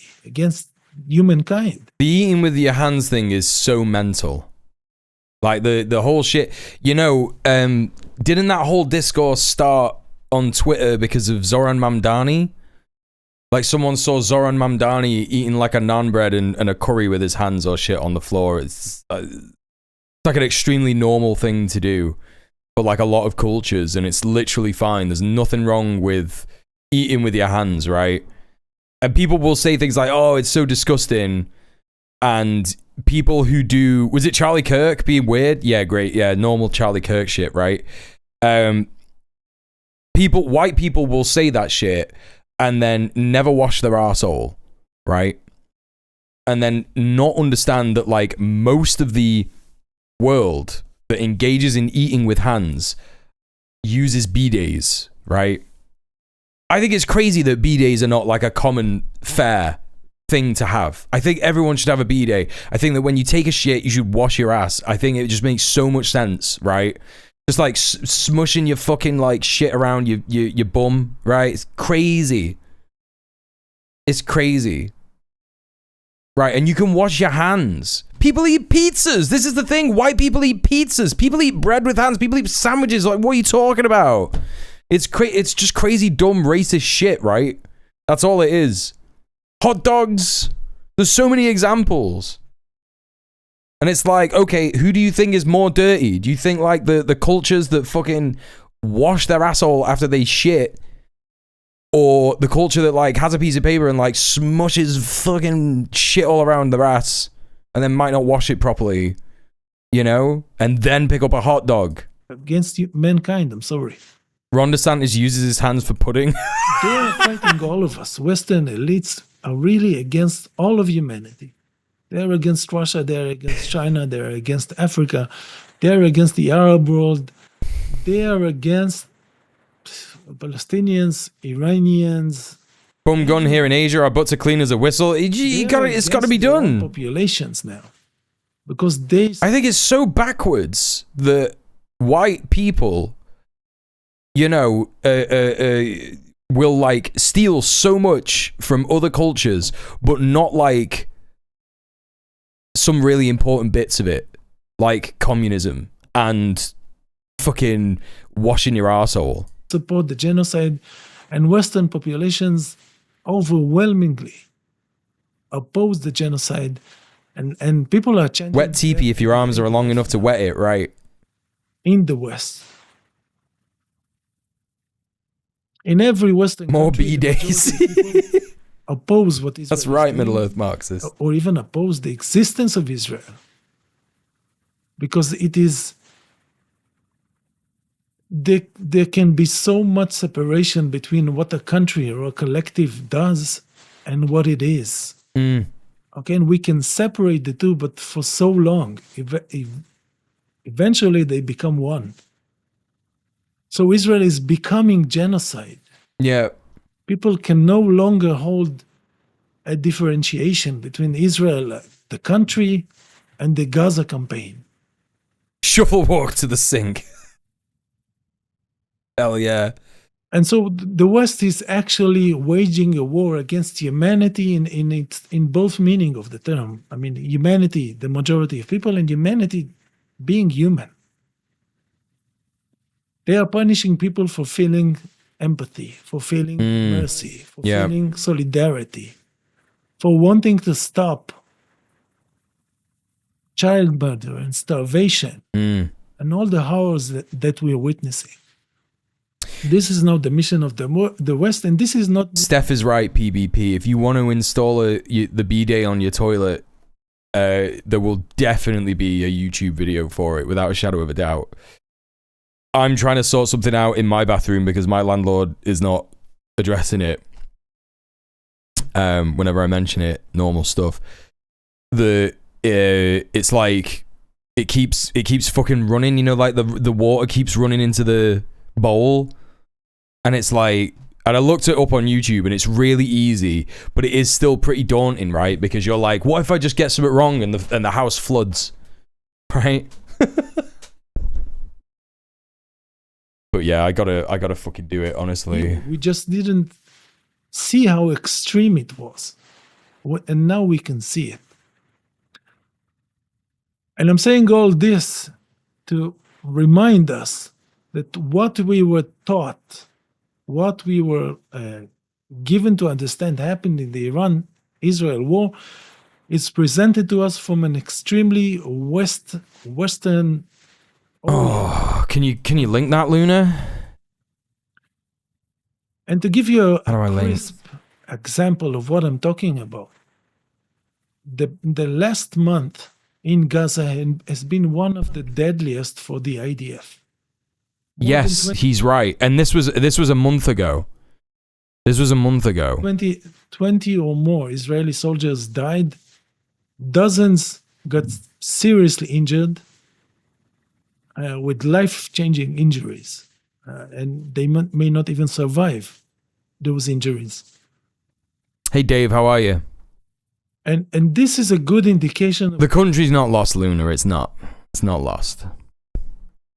Plenty of people in the UK are apathetic, annoyed, pissed off, hate everything.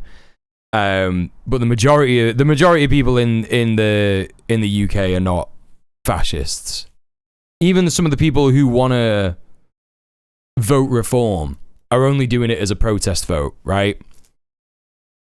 Like, that's the thing to remember. Britannia Hotel earlier this month. The Britannia Hotel. Where? Chaos outside Canary Wharf Hotel after migrant walked into woman's house. What do you mean, dog? Police statement said officers have investigated a complex set of circumstances, including the incident which a man entered home in Canary Wharf area of London after allegedly being followed by a group of men in the street. Yeah, it sounds like this guy was being harassed. Our initial investigation has not identified any offences, and of course, you know, because they're not saying here, or the cops aren't saying, oh yeah, there were a bunch of racists following him, then, you know, everyone's going to be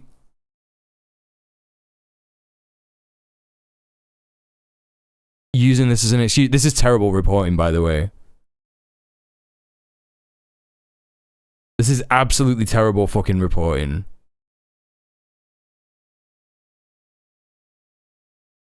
Yeah, I know, it's sick. But, like, you know, what you've got to remember is that these people are... There is not as many of them as there are of normal people who don't give a shit about migrants. There just aren't. The problem is that there isn't enough people who are willing to stand up and do something about it. That's the main issue. And most people in the UK, if you're in the UK right now, you should be getting involved, right? Yeah, they know what they're doing with the article for sure. The main thing that British people should be doing right now, if you're a leftist, is you should be getting involved in migrant support networks. There will be one in your area. Like, go to a protest. Like, if you don't know how to get involved, the first thing is to go to a counter protest, find out if one of these places, they're happening all over the fucking UK tomorrow, apparently. You know, there's going to be a couple happening in Manchester, which will be the real measure, by the way, of how many fascists are actually in Manchester. You know, compared to the fucking BNP march that obviously bust people in from all over the country the other week. Like tomorrow, there's one in Didsbury, there's one in Northern, there's one in Fallowfield, there's one in Stockport. So there's 4 happening around South Manchester and Stockport tomorrow. And like I say, that'll be an interesting measure of actually just how many people really feel that way in Manchester. I don't imagine it will be many. Because it's just like people in this country are just apathetic. The majority of people are simply like apathetic and annoyed and pissed off. And there is a small amount of people who are like completely radicalized by the far right narratives that are being pushed in the papers. And some people are going along with it. You know, some people are completely vulnerable and stupid and idiots. But hardly any of them are fucking working class. That's the thing. Like, because when you think about working class people, you are gonna know someone who is a migrant. You are gonna know like a foreigner, right? Someone who is not either born in the UK or whatever.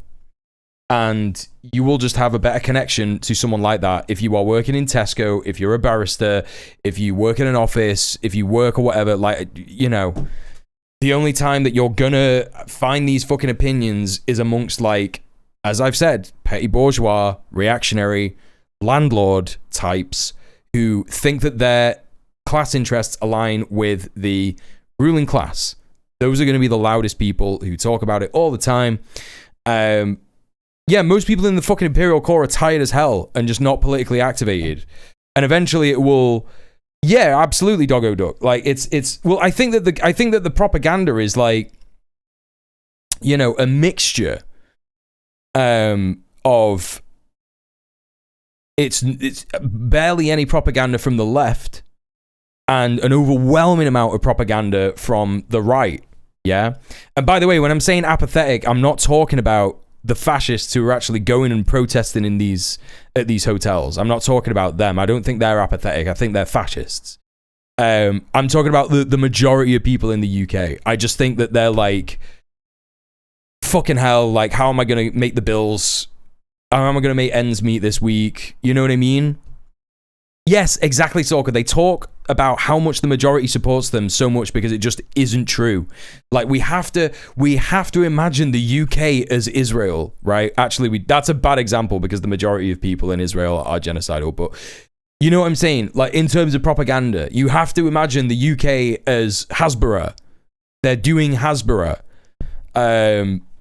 It's absolutely going to be a government policy, and something is going to come out.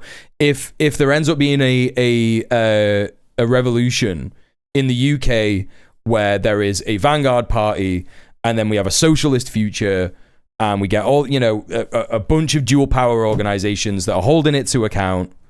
Is it really different? I mean, yeah, exactly right. And there will be something that comes out, right? There will be something that comes out where it says, oh yeah, there was actually a government initiative to try and get people to be fascist. What happened in the Iran-Israel war? This is beyond the right, correct, PM, yeah. devastation that we saw in Israel.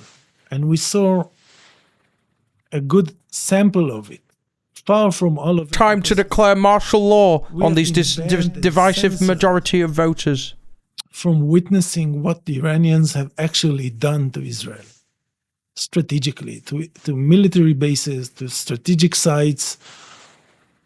We were not giving access to view what happened. But we saw what happened to buildings and neighborhoods and city blocks where Iranian missiles hit, and it was scary. But I'm talking about the Israeli soldiers dying in Gaza at an accelerated pace because this is what's happening to Israeli society and to the IDF.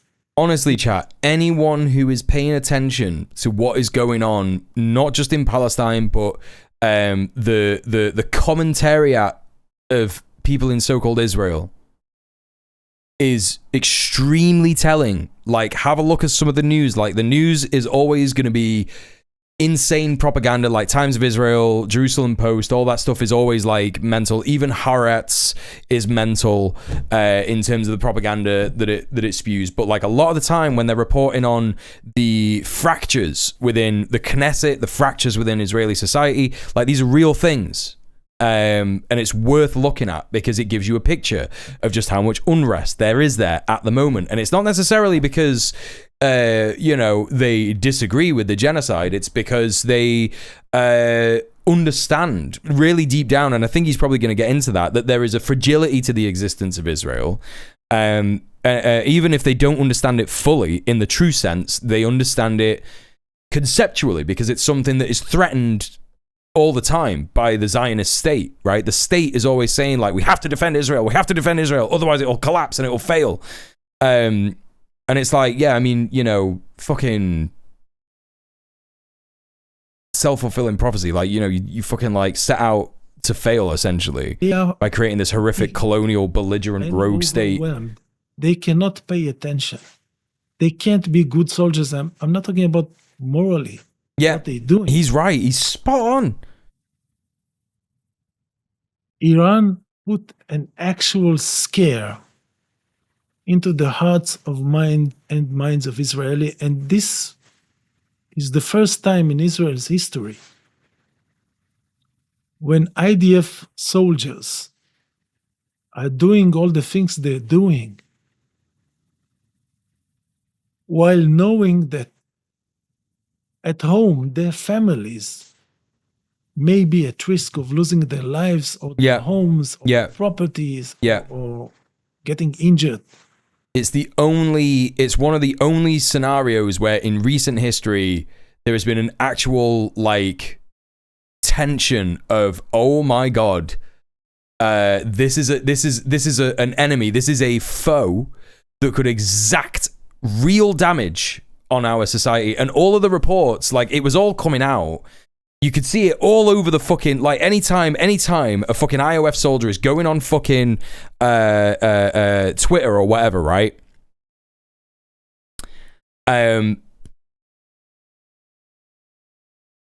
They will be seeing things like Iran has not used nearly 5% of its missile capability, and they're looking at like Tel Aviv and like Ashkelon port on fire, and they're like, oh, you know, that fucking shit works, like, to make people actually go, oh no, we are actually tiny compared to Iran. And Iran has been gearing up for this shit for decades because we've been threatening to attack it for decades, you know? In a very big and life-changing and life-threatening way. This has never happened before. This is a psychological crisis. And this, remember this when I go on to the next part of this, which is why Israel is going to attack Iran again. Paradoxically, this is one of the reasons Israel is going to attack Iran again. I don't know much about what you're referring to, the National Inquiry into Missing and Murdered Indigenous Girls in 2019. So I guess the way that you're responding to that, it's like a state investigation. That's I assume that's what you mean. But yeah, absolutely. Like, you know, when you think about places like Canada, when you think about places like Mexico, Brazil, you know, the USA, so-called USA, like, it is all Turtle Island, right? It is all, you know, indigenous land, and it's been colonized and shit like that. And, you know, this is what happens when you build a society on stolen land. You know, it just ends up being so fake that it cannot maintain itself. It was done in partnership with indigenous leaders, right? It's hilarious that Trump thinks he somehow stalled the nuclear program. The bombs barely even touched the facilities. I don't think he thinks that. I don't think he thinks that he stalled the nuclear program. I think it's all bluff. And I think that is why Trump has turned his attention inward to DC and the United States as a whole. And I think that it's not just the beginning of the end of Israel. I think it's the beginning of the end of the United States, and I don't say that with any pleasure. I think it's the beginning of the end of the UK. To be honest, I think that the UK is going to be dramatically different in the next 10 years. I think that Scotland are going to vote for independence. I think that Wales might vote for independence, and I think that Ireland will hopefully get their country back from us. You know, I think it's gonna, you know, I think it's fucking falling apart. Which is why the UK is kind of trying to do similar things, but only for Palestine protesters, pro-Palestine protesters, right? Because they're actually having an impact on things that the UK wants to maintain, which is part of its imperialist project in so-called Israel. Yeah, Trump personally might think that, but the state apparatus definitely doesn't. The fucking state apparatus absolutely knew. Every single ex-military advisor was saying the USA hasn't got a chance against Iran. Not just the Zionist entity. The USA hasn't got a chance against Iran.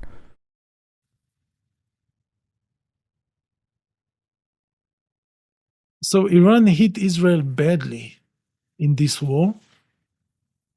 And Israel managed to do some damage to Iran, which looks to be a much more minor than we were presented on Western media or Israeli media. I think it will be more than a vote, Doggo. I think that it will just happen. No part of Iran went out of service, stopped functioning even for an hour. Not the military, not the police, not the secret service, not the intelligence, not hospitals, not anything. I mean, there may have been small disruptions here and there. But the country as a whole just shrugged off Israel's assault. When are you going to accept responsibility? You mean me? You mean me? You think it was me? I did it all? I also don't like the king. Just so you know, I also think that the king should not exist. If I had the power to liberate Canada, I would. Like, you know I would. I give you my word, but I don't. I bet we've barely got the power in this country to, like, you know, to liberate ourselves. We have every reason to believe that what Iran has done, I mean, the amounts of missiles it fired at Israel. Are you for or again fascism? I couldn't tell from your title. It's just it says Antifa in the tags, man. All part of what it Scheiterson. What it can do, okay? What it can accomplish. If it's in actual big, large-scale survival war. Which is... No, he is not my boy. Pushing Iran. Ninja Khan. So, compared to what Israel set out to achieve in this war, which is destruction, I'm laughing because it is funny. Not He's right, it is funny. Good way. I mean, in a pathetic way. Oh, but according to horseshoe theory, Antifa could be really close to fascism. Yeah, and according to, like, my granddad, the world's made of pudding. Like, what's your point? Israel imagined it could destroy Iran's nuclear program. It imagined it could destabilize the Iranian system and cause the Iranians to go on. According to a post I saw, everyone with the Twitch name Scheiterson is actually a pedophile. Like, what's your point? Demonstrations against their own government. I went to an oracle. And it said that everyone who believes in horseshoe theory can't get an erection, right? While being bombed by I guess that's true as well, isn't it? Hated country as it's committing genocide. I mean, this is like another subject I'm not going to get into now. Like I genuinely like can't understand. Help me understand, dude. Like, do you think you're being clever? Do you think you're smart?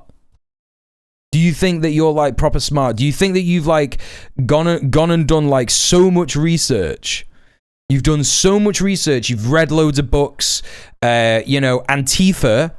This is the absolute pinnacle of knowledge. You think it's just from my own experience. What is your own experience? What is that? What is your own experience?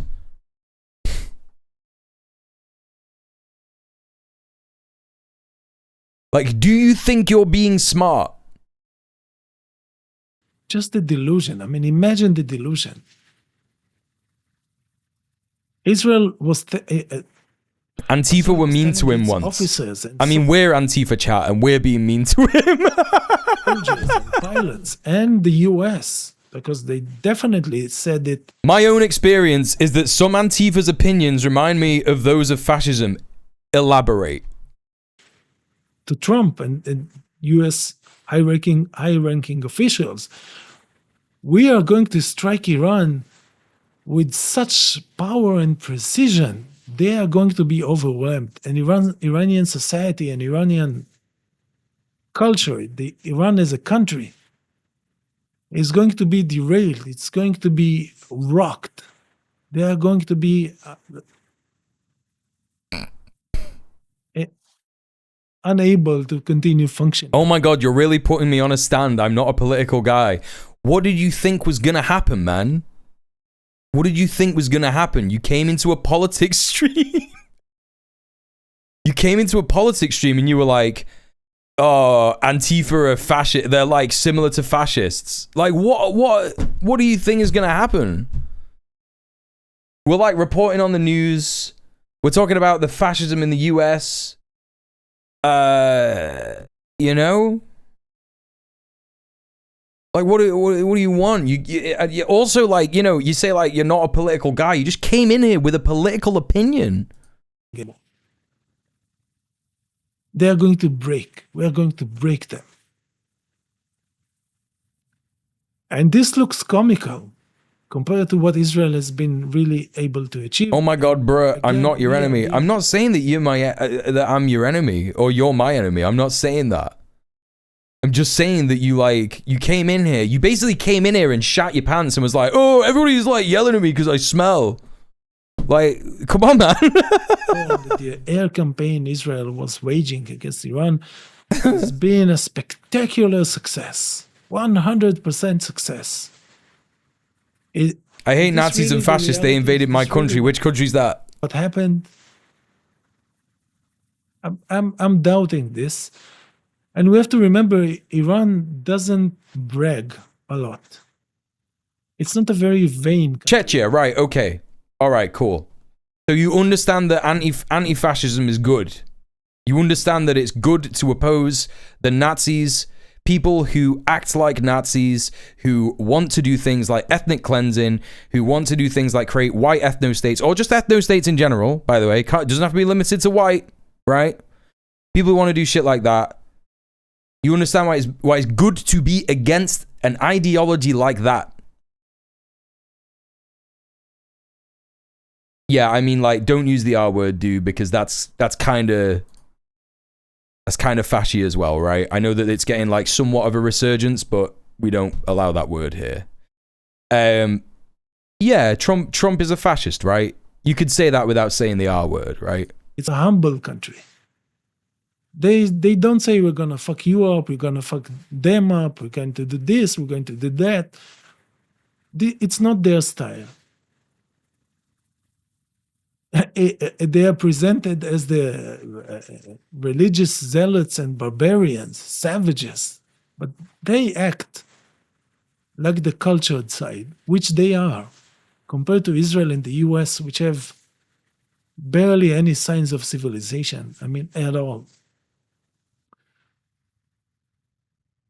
So psychologically, materially, the Israel-Iran war ends with Israel, the first phase of this war, because the second phase is coming. I think he's right as well, you know, chat. I think it's gonna happen. I think that Israel is gonna have some kind of panic moment of existentialism. And I think it's going to start to bomb everyone around it. I don't know if people are aware of what was happening after the Iran ceasefire,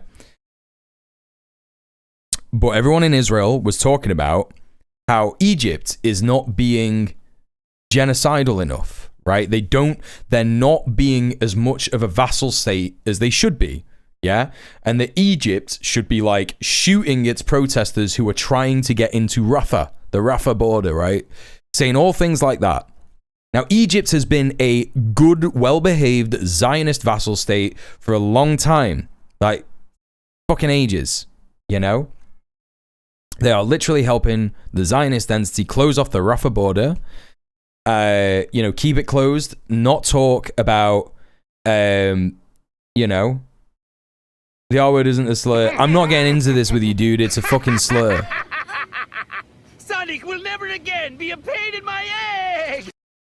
Been ages, but hope you're well, all things considered. Call _carrot. Call of Dice. Thank you so much for the £10. Hell yeah. Thank you so much for subbing off Twitch. Thank you so much for supporting the stream. I really appreciate that. And now you know what you get. You get Catcam. That's right, chat. There he is. There he is. Okay. Hello, Call of Dice. How are you? Yeah, I'm not getting into this with you, Shitas, and like that word is a slur. Like, it is a slur, and that's the end of it, right? Sorry.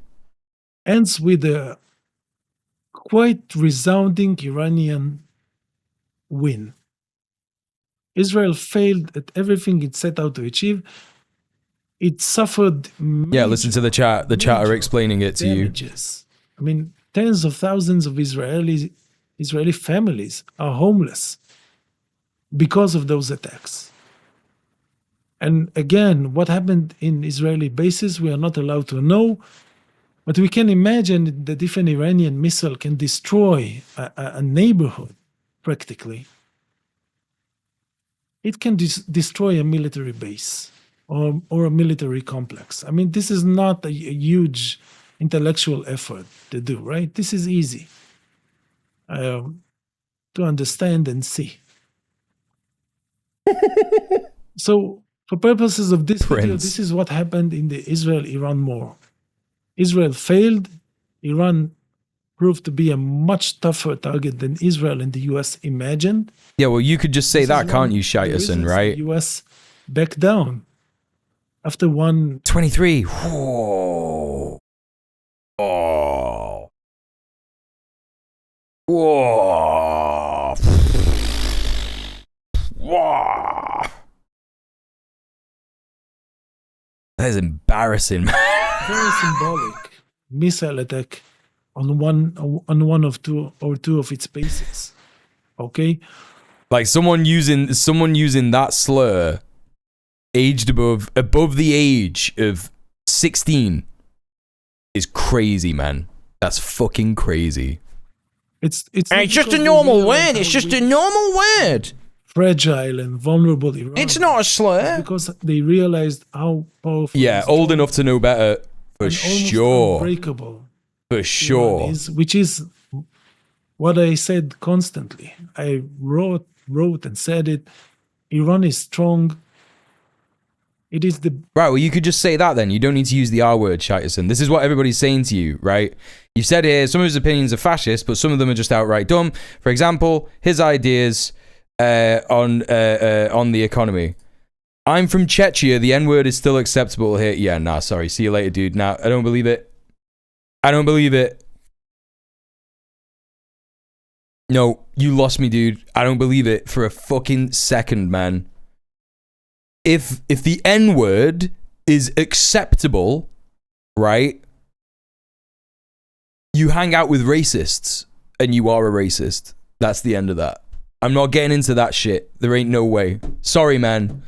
I can understand a younger person, maybe like a non-English speaking person, not quite understanding that the R word is like, you know, problematic. It's a slur. You know, it's ableist or whatever. I can understand that, especially with like the resurgence of people, especially like annoyingly, supposedly left-wing people using it on Twitter. I get that. Right, but as soon as you fucking hit me with the N-word is still acceptable in Chechnya, sorry, man. Like, yeah, you're right. Racism is still acceptable in my country is not the argument you think it is. Like, what are you talking about? What are you talking about, bro? What do you mean? The fabled country where you could still say the N-word openly to a black person and they feel nothing is something that doesn't exist, right? That doesn't exist. It doesn't exist, dude. Power in the Middle East by an order. Like, what are you talking about? What are you talking about? And no one is going to defeat Iran. Like, because that's what it comes down to, right? Acceptable by whose standards? Like, acceptable by, like, white Chechen people? Anyway, no offense to any other chatters that are still in Chechnya, but there's a reason that Hitler chose that country first. In conventional war, no one. Seriously, no one. The amount of firepower that they have. He was like, they belong to us. They belong to the Reich. And they haven't used Look at the way they are. Marine forces. They're sorry, that's extremely offensive. Sorry about that. As designed to sink ships and all of this part of they haven't used cruise missiles. They hardly use drones. Iran has tremendous firepower, and it can take 5 Israels to war. He's right. Let's get back to this, chat. Let's get back to this incredibly good analysis from Alon Mizrahi. Yeah. So This whole delusion of bringing the Iranian system down, defeating. I don't think he was 23. Prince. I don't think that kid was 23 at all. I think with a name like Scheiterson and an account that was created on the 19th of July, right? Summer holidays. Yeah, the beginning of the summer holidays in Europe. I don't think that guy was 23. I think that guy was like 15. Iran at war is just delusions. It wasn't going to happen. It didn't happen, and it's not going to happen next. It's got to be. This person went on the internet and was like, I'm going to do politics on the internet, and then found like Vosh, Destiny, you know, fucking Sargon of Akkad, like all the fucking psychos that are still making content, like all those fucking heads, and was like, yeah man, sweet, I'm still allowed to say those words. And there's a lot more firepower. Sometimes I forget not every 15-year-old is as switched on as my son is. Yeah. They're not. Because Israel is... We were literally where is this? I had this earlier.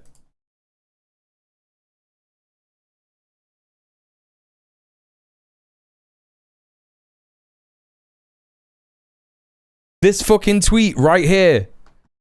Destiny's son, 14 years old, saying Hitler is a hero. That guy spoke like an Asmongold guy. Right, exactly.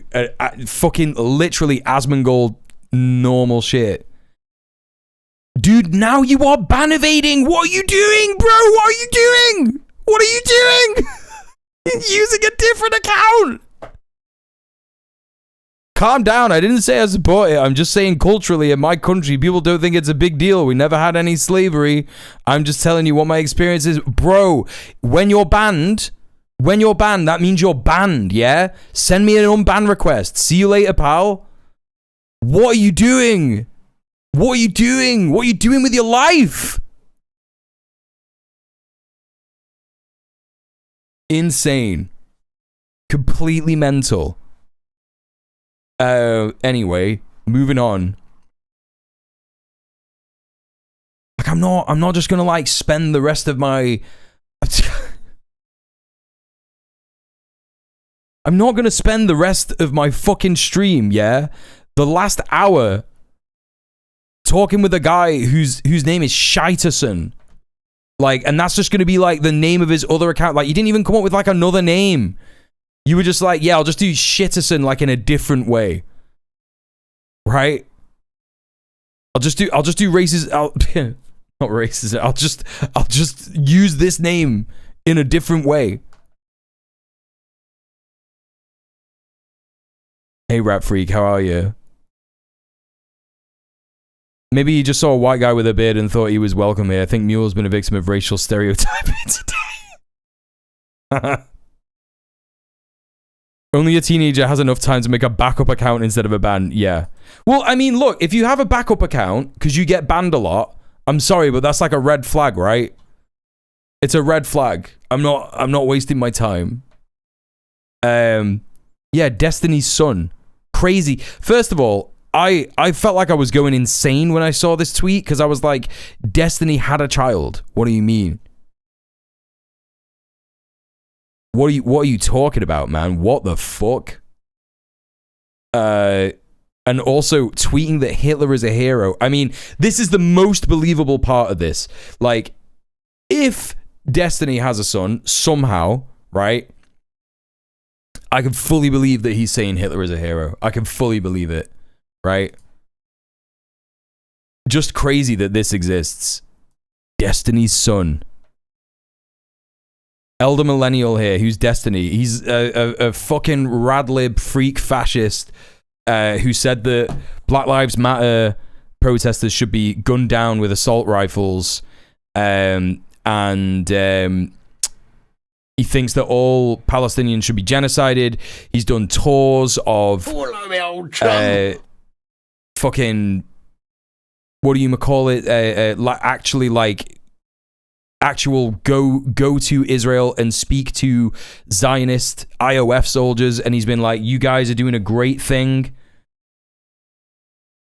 and all this stuff. He rose to fame because he debated JonTron. Because he debated JonTron and on fascism, because JonTron was just like being a fascist, right? So yeah, that's who Destiny is. Crazy. I can believe it. Uh-huh. I see what's happening. And so far, you are having a brilliant week. Now, of course, we're coming off the back of a very big day yesterday. And what we started to see was the attritional nature of warfare start to bear fruit. But it's not just tactics, it's also this guy fucking follow-botted me, chat. This kid follow-botted me.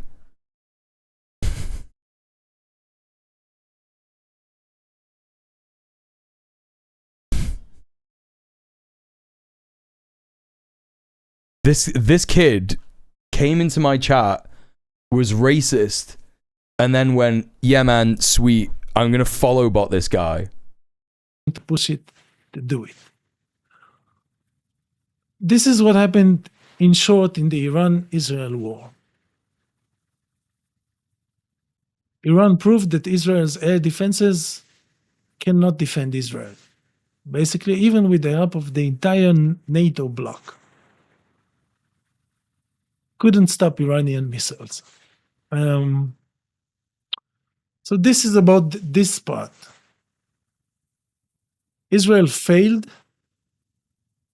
It does cost money, yeah. This is the second major military failure after October 7. And remember, we still live in the period after October 7, after October 7. He's an absolute fucking roach viewer, 100%. Major has to be security failure on the Israeli side, and this phase of the war with Iran was an even bigger one. They planned for a major victory, a major destabilization of Iran, and they failed. They didn't even come close. It was hardly a match between equals, because Iran could destroy Israel completely with its missiles.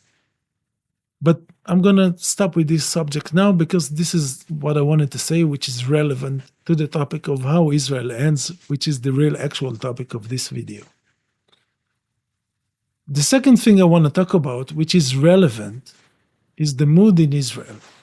It is closely related to the first subject and to I'm just going to see if this like consciousness. Which moderation shit has worked. And listen, I was in Israel almost my entire life, and I've looked at Israeli media and Israeli government messages critically for many years. But I've never seen Israel so deeply and utterly drowned in propaganda the way it is now. I look at Israeli media, and the country is in almost in ecstasy. Everything is amazing. Everything is wonderful. Everything is just brilliant. The economy is amazing. The real estate market is recovering. It's fantastic. The high tech is amazing. Everything is amazing. It's a bit of a higher opinion of Iran's capabilities than would have expected. Yeah, I've not really like heard much of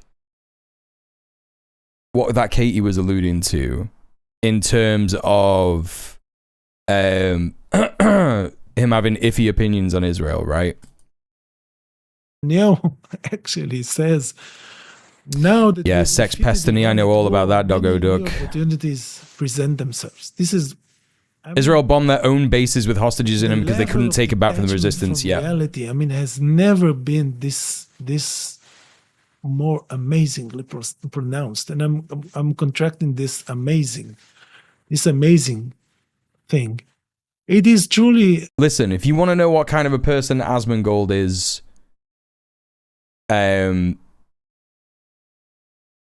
he tells a story.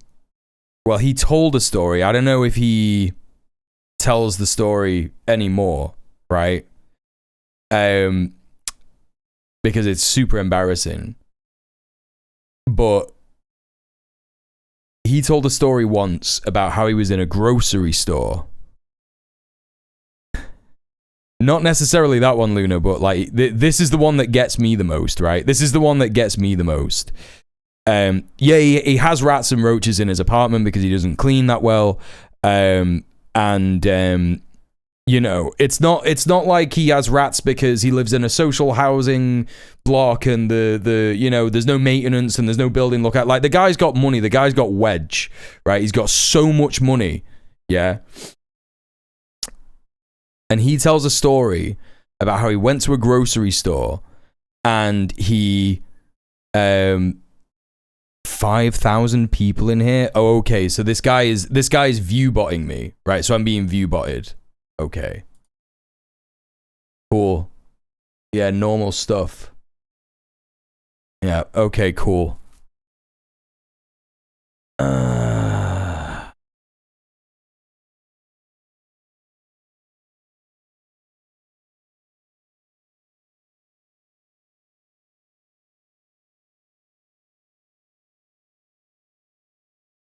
He's trying to get me banned.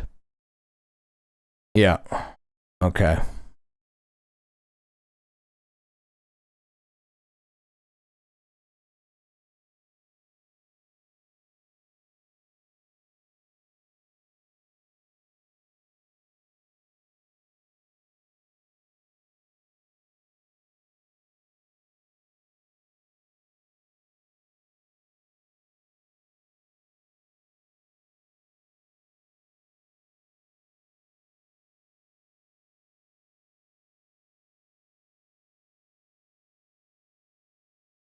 Twitch just says you just got to ignore it. Like, that's the main thing, right? Like, I don't know what I'm gonna say, right? He probably isn't a teenager if he has the spare cash to do this on a whim. I mean, I don't know. We're not being surrounded by a battalion of racist boys. They're all fake accounts. It's all... Oh, racist bots. Sorry, I was gonna say.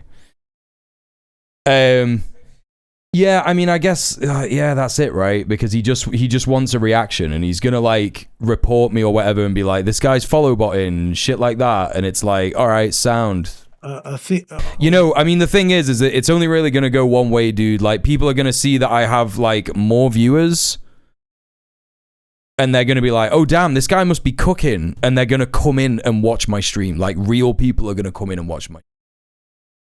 Like, I don't know, like, what year do you live in? Do you live in, like, 2015? Like, insane. Like, the only actual response that people will have if they see that I have 5,000 viewers, is they'll go, damn, dude, Mule's getting real popular. I better go and see what it's all about, right? Wonder. It's wondrous. Like, fucking Violent Hippie literally just said it, right? Violent Hippie was like, what the heck? I looked away for a second and there's 5,000 people in here, right? Not knowing that you're botting me. Just like, yeah, sick. Mule's popping off, bro. It's hard. Twitch can tell where it's come from 100%. And it's like so obvious that I'm just going to fucking report you for it as well, man. Never mind. Is there a way to do that on fucking thingy? I'll have to do it on... Public, that things are just... They are in a constant state of orgasm. Things could not be better. Could not. It's amazing, amazing, amazing, amazing, amazing, amazing. It was never better. It could not be better. This tells me that the Israeli system is in panic. Okay? They would not use this kind of blatant extreme propaganda unless they were panicking, unless they were feeling or fearing that the end may actually be near, that the whole thing is collapsing, and it is collapsing. Israeli media and the Israeli government. Hey Squapes, how are you? I was here before the bottom, but if I saw this, I would just be like, hell yeah, Mule's popping off. It's literally free advertisement, right? Actually committing a huge crime against Jewish Israelis now. I'm not gonna punish the actual people in my stream who can't afford to sub just because I'm getting view buyed. I'm not gonna do that, Ninja can. They are not telling them the truth. That their country is Hey Husker, what's collapsing. up? It is the exact opposite of what they are saying. They are presenting, it's not even a rosy picture, it's idyllic. It's, as I've said it's amazing. Everything is just fantastic, and society is strong, economy is strong, the military is strong, and we've defeated Iran. And within the span of one day, they go through with now we can have peace with the entire Middle East because we have defeated Iran. They have this delusion that they have defeated Iran. What are you talking about? What the hell are you talking about? What defeat? What defeat? What Iranian feels defeated? Have you seen a defeated Iranian? One? I haven't seen one. And I'm not going to see one. And you are not going to see one either. But this is the delusion they live in. And in the same day, they can have this delusion about having peace now with everybody, and they are not going to have peace with anybody. I mean, just a few days ago, they talked about we are now going but that won't stop the Indonesia and the view bots, Oman. Ninja can. I saw it. That'll stop following people following, but I already did that. Website. And this was so hilarious. What are they talking about? Arab countries, not only have they seen the genocide and realized, if they ever forgot what Israel really was and what it really was after, they can see how Israel was almost crushed by Iran. And the only reason Iran didn't really crush Israel and destroy Israel, and why they don't finish Israel in one day, is because they don't want to be nuked by anyone. They have to be patient and strategic about this. This is, again, where this video is going. Iran could shoot 1,000 ballistic missiles at Israel in one day and just finish the country. But politically, this would be unwise because this would invite a nuclear reaction by Israel, by Israeli submarines, or by the US or the UK or France. This is not something they want to risk. So they operate, and they don't want the US to join the war. They are operating within a set of constraints. And if you look at things from this perspective, you see how gloriously they are managing this. They are punishing Israel just enough to destabilize it, but not to invite the Americans in. The quote from Zionists is so wild when it comes to Iran. Literally not one of them has been has met a single Iranian person in their lives. They meet diaspora Iranians who agree with them. Well, the majority of people, we've already been through this a few times. The diaspora Iranians that love Israel are monarchist retro. What is it called? Monarchist retro restorationists. Like, they want to restore the Shah as the monarch of Iran. Like, the Shah was basically ousted in a coup because, you know, he was doing like horrific crimes against humanity. He was obviously a Western puppet in order to, like, you know, control the oil economy and shit like that. And yeah, the majority, the actual majority of Iranians were like, this guy sucks, we should fuck him off. And then they did. And then a fucking exiled Ayatollah took power instead. What was his name? Khomeini? And not to be confused with Khamenei. As far as I'm aware, most Iranian diaspora hate the current regime, are very excited about Israel. No, definitely not. Definitely not. Not in my experience. Maybe, I don't know where you live. I don't know if you still live in Israel, Katie, but I don't know if you live somewhere else. It would make sense if you're still in Israel, but every like Iranian person that I have met is like, fuck Israel. Hey, Wani Reeds, how are you? Reaction. I'm going to talk a little bit about the possibility of a nuclear reaction against Iran, because this is also something many people want to hear. You lived in Germany and met a lot of Iranian refugees. Yeah. So Israel is elated, the system, in a way that's extremely disconnected from reality. I can believe that there's a lot of Iranian monarchist restorationists in Germany, for sure. It doesn't know what it wants to do. Okay, it has delusions about peace, but about war, because, as I said, in the same day, they are deluding themselves. Usually upper class people whose families fled in the 70s, but then not usually, yeah.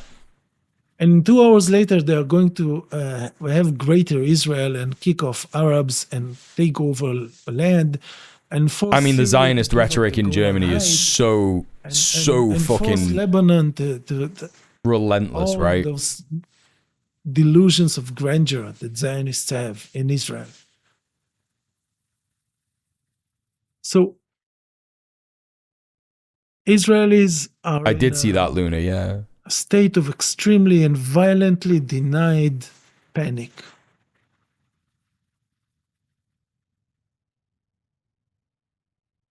And they excel at it. I mean, they've been in denial. They deny. I mean, it's not wild. It's completely understandable, isn't it? Because Aaron Bastani has been courting the right for so long.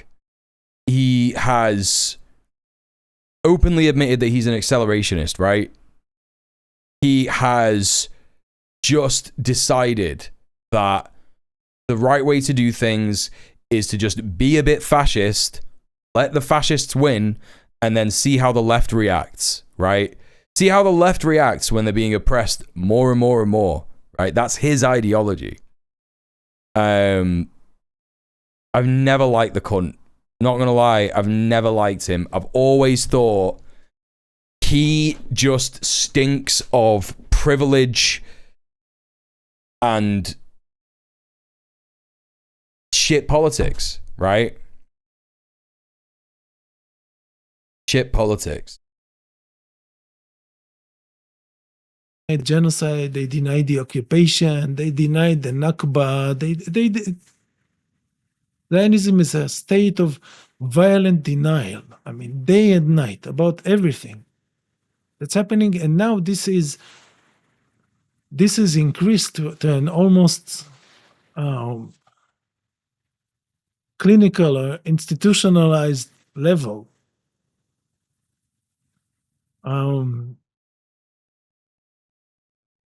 Accelerationism is the idea that people need to have more bad things happen to them so that we have a unified left, right? No, it's okay. It's just a purge, but that's what you get for posting link permission. What you get. But not telling Israel is the truth. I mean, if you've not watched that, you should. It really takes you through German leftist thinking. I don't need to watch something to understand how German leftists think. I am of the strong opinion that the Soviets should have never given that shit back. They should have never taken that wall down, man. Denazification never fucking happened, you know? Inside the IDF and all the relevant... I understand. 100% Hi, Aslan! I'm being a bit glib. I understand, You know, it's not that simple. But that's it, right? You know? By forcing this, I have seen so many fucking, you know, here's the thing, chat. When I got fucking harassed by Xanderhol and Vorsh and Destiny's audience, yeah, the majority of their audience that were calling me slurs, saying that I'm like disgusting, that I don't understand leftism, for literally talking about, by the way, reproductive labor. You know, that Marxist feminist theory of reproductive labor. Yeah, they went after me. Yeah, are you mad? I made a video about Xanderhol saying that he was like a fucking idiot for making his girlfriend homeless. And they were like, you're an abuse apologist. She was financially abusing Xanderhol when he had the ability, yeah? When he had the ability to completely get rid of all of her access to money at all, right? I only heard of you like 2 months ago. All right, fair enough. Yeah. Well, if you Google djmuel, you'll see all kinds of shit about me on the internet, man. I was in those communities when it happened. I'm sorry I never spoke up against them. Listen, what I don't hold anything against people like that. I don't hold anything against people who were in Vorsh's community or whatever, or Xanderhol's community, and they saw djmuel. I saw members of my own chat who I like thought were sound turn against me and be like, you know, and now I see them in people's like fucking rhizomes chat, right? Like people who came into my stream, they watched my video and they were like, yeah, sorry, this is a step too far, Mule. This is a step too far going against this fucking guy who continually uses his platform to harass marginalized creators, right? Marginalized leftist creators, overwhelmingly trans creators. Yeah, going after him is one step too far and shit like that. And I fucking banned him. And now I see him in people like Rhizomes chat. And I'm like, yeah, man, I know this community doesn't fuck with debate perverts, but look where you are, man. Look what you did. You know? And I get mad. For sure I get mad. But I understand it.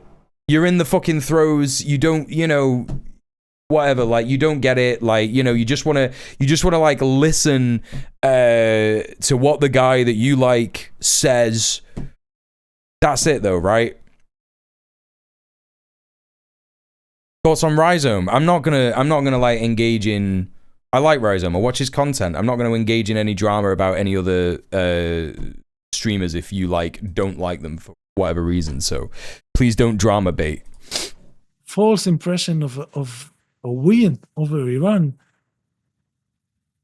They are keeping the window open or the door open for a renewed war with Iran, when a normal country would be thinking at this stage, this is not a task for us. Right, Tariq Abori, yeah. Iran is too strong. We cannot cope with this. We cannot handle this. And we should not risk what. All right, Katie, yeah, I got you. But this is not Israel. Israel doesn't think normally. They have these peaks of mania and victimhood and anger and rage and denial. They can't do anything normal, and it is. I had recently come out as trans. I was losing my social life. I took the friends where I could get them. It was a moment for me to realize that I needed to be better. No, Luna, like, okay, to clarify my opinion, right? Yeah, I was mad at some people who were in my community, right? But I was so very acutely aware that those debate pervert communities would literally prey on the fact that trans people were seeking community and wanted leftists, particularly like cis. It's rare to find like a cis man leftist who is like not you know, insanely transphobic or like doesn't understand you know, transphobia or whatever to a degree that's whatever, like, sorry, what am I fucking saying here? It's rare to find a cis leftist man who understands leftism, who understands transphobia and how bad transphobia is, right? That's what I'm saying. And I was so acutely aware that there was like a lot of people, because I got a lot of comments from people saying like, I'm trans, and I think that like the way that you talk about minorities is like belittling and shit like that. And I get it, right? I get it. I understand why people have said that, and I've never had an issue with people in those communities who are marginalized, minoritized, suffering in our society, part of the struggle, part of the working class struggle. I'm never going to be mad at people like that for wanting community, being in a community, listening to what these guys were saying and shit, and going like, yeah, this djmuel guy looks like he's an abuser. He looks like he's a fucking psycho. He doesn't understand anything. He's belittling minorities when, saying that like, you're not allowed to fucking criticize him and shit like that, which, yeah, like was like a bit of a mad take that I had back then. Like, I can't remember if particularly in the video I said that you can't criticize marginalized people. I think that actually, like, I don't say that specifically. It's been ages since I watched that video, so I don't know. But people took a lot of umbrage with that. And like, yeah, sure, I get that. You absolutely can criticize marginalized people for, being racist, being transphobic, whatever, yada, yada, yada. The point I was trying to make, particularly in that video, is that it just seems that the bait perverts seem to focus on the marginalized ones a bit more, not even a bit more, overwhelmingly more than cis-het white men. That was the point I was trying to make. And sure, I might have made it in a bad way, but whatever. That's the thing. Vosh uses marginalized people as a shield, and Zanderhol does. Anyone in those circles does all the time. Look, I've got trans people in my audience, so I'm obviously not queerphobic. I'm obviously not transphobic. Like, insane shit. It's just cop shit, right? Part of the reason I personally knew on October 7th this country was toast and finished, and won't make it in one piece to the other side of whatever was coming. I knew it on October 7th, and I said it multiple times. Because it is blocked from dealing with reality as reality. Right, that's where I was coming from, Rat Freak. That's where I was always coming from with that particular take in that video. Like, you have to ask yourself if all you are doing overwhelmingly is making videos and criticizing leftist people who are marginalized, how does that make you any different from a fascist? How does that make you any different from a fascist? It is. It always reaches the wrong conclusions. I don't know how I even ended up in here. Saw one of your videos and realized I agreed with you more than I didn't, so I decided to check out the stream. And it's hell yeah, attempted war against Iran. That's it. Like, I think that's the problem. I think people a lot of the time, people do not take the time to listen to the other side of what's going on, in particular drama. And I'm not saying just to be absolutely clear here, if someone is clearly being racist or clearly like a rapist or an abuser or something like that, you don't need to waste your time if you don't want to. But I think that when someone is overwhelmingly being piled on by a whole bunch of individuals who have thousands and thousands and thousands of followers, I think you have to look at that person and go, do they deserve this? Right? Since leaving the Vosh sphere, I've been checking out a lot of people I was told were bad and they're not bad. It's just like Vosh is just wrong. Yeah, he's often wrong. By the way, thank you so much for gifting a sub to Luna Rose, one who reads. Appreciate that. To lead itself to another disaster. And I don't DJ all the time, violent hippie. IDF officers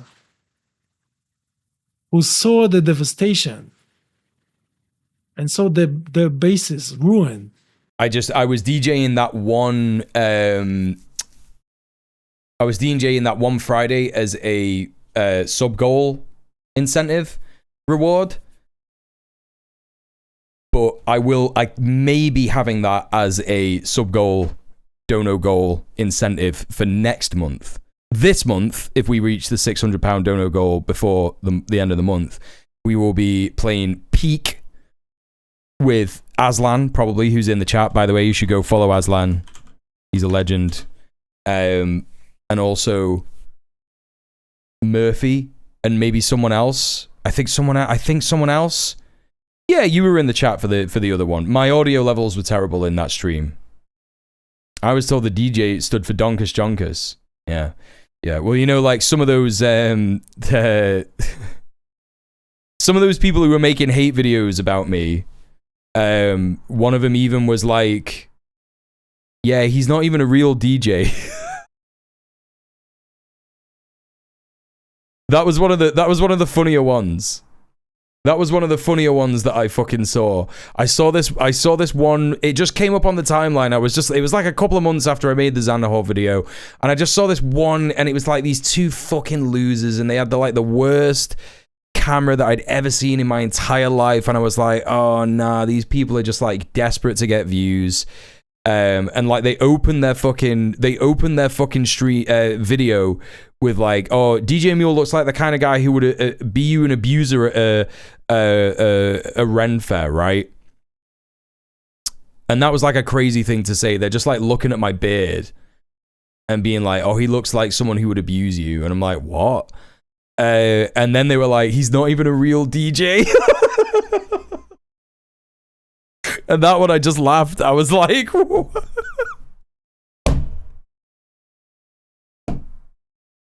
yeah, man. All right, whatever helps you sleep at night. Whatever helps you sleep at night, man. They are not. Show stream your long form disc jockey birth certificate. Yeah. Hey, YBE, how you doing? Pressure, and embrace the winning. That's propaganda. right. This is the kind of pressure that Israel has. I mean. My cat bonnet sends me housing hugs to everyone, particularly people who are struggling right now. Hell yeah, call a dice. Thank you. You don't have a place in Israeli security apparatus, in Israeli government. Thanks for the stretch, Middle Earth Marxist. Violent and a shallow thinker. And this is another very good predictor of Israel attacking Iran again, which is something it is going to do 100%. 100%. This is the blue fella, violent hippie. Not 99, and not 99. No blue fella for 19 minutes? What do you mean? Israel is going to attack Iran because it. Oh, did you just donate 30 bits? Thank you, Caller Dice. I got connection to reality. I got and the mood in Israel now is just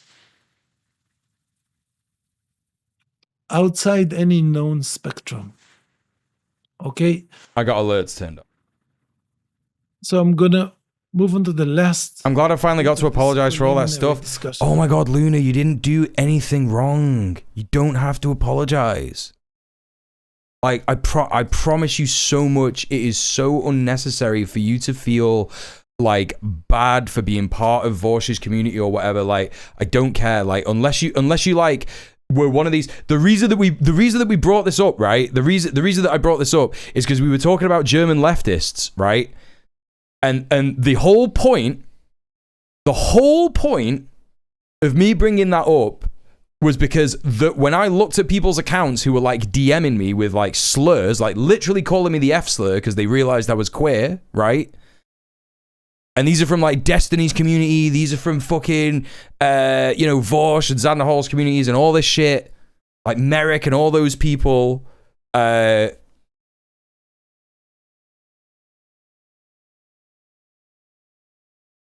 All German, by the way. All German leftists. I have had a fucking, what's the word? A vendetta against fucking German leftists ever since then. Like, I just looked at the way that these people were like fucking talking about politics and I was like, you lot are fucking Nazis. You know? Anti-Deutsch for you, right? It's just like insane. Yeah, look, if you didn't participate in dogpiling, like, I don't give a fuck. Honestly, I don't think you wronged me in any way. I think that you were wronged. I think that the only person who should be apologizing in this situation is Vosh. I think that Vosh should apologize for weaponizing his trans community. I sat there and did nothing to stop it. What could you have done? Seriously, like realistically, materially, what could you have done? There are people who did do that, right? Who came to me early on, right? They came to me early on and they were like, "Yeah, I've watched you for like a while." And I said that like it was insane that these people were saying this stuff, and I got banned and I got dogpiled and I got death threats. Because that's what those communities do. Right? That's what those communities do to people who stand up and go, "Actually, I think this is wrong." So please, you've done nothing wrong. I feel it makes me feel actually amazing. Yeah? There are people in this chat like Orcspecker, like you. I'm sure there's some other people as well, right? I have always felt great about the people who used to be in those communities who heard what I was saying. Like, particularly what you said, Orcspecker, when you were like, "Yeah, I had drug problems in the past." And you humanizing Xander Hall's fucking ex-girlfriend, who they were all saying like, "Yeah, she deserves to be homeless because she did meth," right? She deserved to be homeless because she was using drugs. And I was like, yeah, that's fucked, bro. That's actually like a fucked way to think about people. And Orcspecker was like, yeah, nah. Like, all that community saying that just made me feel insane, or I can't remember exactly what he said, but like, you know, that makes me feel good. Like, it feels like, yeah, I did a good thing and it was worth it, right? It was worth all the harassment on me building blocks to make people understand that, like, yeah, it's wrong to admonish people for using drugs. Now, the third part of it is very interesting, and it is where the US is. Where the US is, and we have seen enough of Trump, I believe, to see that a strategy is emerging in what the Trump administration is doing vis-a-vis Israel. And that's what fascists do, though, right, Luna? Now, in the last few months, I made some bold predictions about what's going to happen. I made a video titled "The Great Miscalculation." Oh, that's crazy, violent hippie. And in this video, I explain what I think Zionist Jews have grossly miscalculated when they believed that the US was going to war with Iran on their behalf. I said MuleCon or something was happening. Listen, I would be so fucking scared to do a MuleCon. Do you have any idea how scared I would be to do that? Like, it's different if you're like a gaming streamer, right? Like, you know, with like Fred and Emily who did Twitch London and stuff. That's different. But when you're a politics streamer, I'm like, there is simply no shot in hell I would ever do my own meetup, like community meetup, because a fucking hate watcher would just like get on that shit and like fuck with shit or whatever. Do you know what I mean? What I thought was happening was Jewish Zionists were believing they were taking over the MAGA movement and harnessing it to their agenda, which is going to war with Iran and quote-unquote fighting anti-Semitism in the copper US. That's in here will probably come with his friends, right? Yeah. Was happening. They didn't realize. Call of Dice is right, Luna. Correct. Taking advantage of their power to if you feel bad and shitty about things that you know have reflected on in the past, it's a genuinely human response, right? It's like, you know, when we feel horrible and nasty and gross and disgusting about the fact that we are currently witnessing a genocide and it feels impossible. It feels like there's something that we can't, it feels like it's something we can't do. anything about. It feels like it's never going to end. It feels like the fascism is wrenching up and shit like that, and we feel gross, we feel horrible, we feel tired, we feel exhausted about it. Like, you're just experiencing human emotions, and it's good to feel that, right? It's good to feel that, you know? Look, I see some people mentioning Keffels in the chat, and like, there's a reason that I never ever said anything about her ever. And that is because she was clearly a trans woman who was being used by that community, and I will never, you know, I don't care what videos she made about me. She's deleted those videos, by the way, which is pretty decent. But I will never engage in yelling about Keffels or yelling at Keffels or anything like that. Same with Merrick, really, and Demon Mama. Like, you know, I just think those people were obviously horrible in their own way, but I genuinely think that a lot of what was going on is that they were being abused by that community, and I don't think they realized it. And it does not feel right to focus on that element of it when the cis white man element of that community is by far the biggest problem, you know, by far, and is still the biggest problem, like, by the way, you know. They believed they were fooling MAGA. What MAGA did, this was what I said in that. MuleCon is wherever leftists are organizing. Right, exactly. Right. Here's it. If you want to do a MuleCon, if you want to do a community event for me, right, go into your community and organize.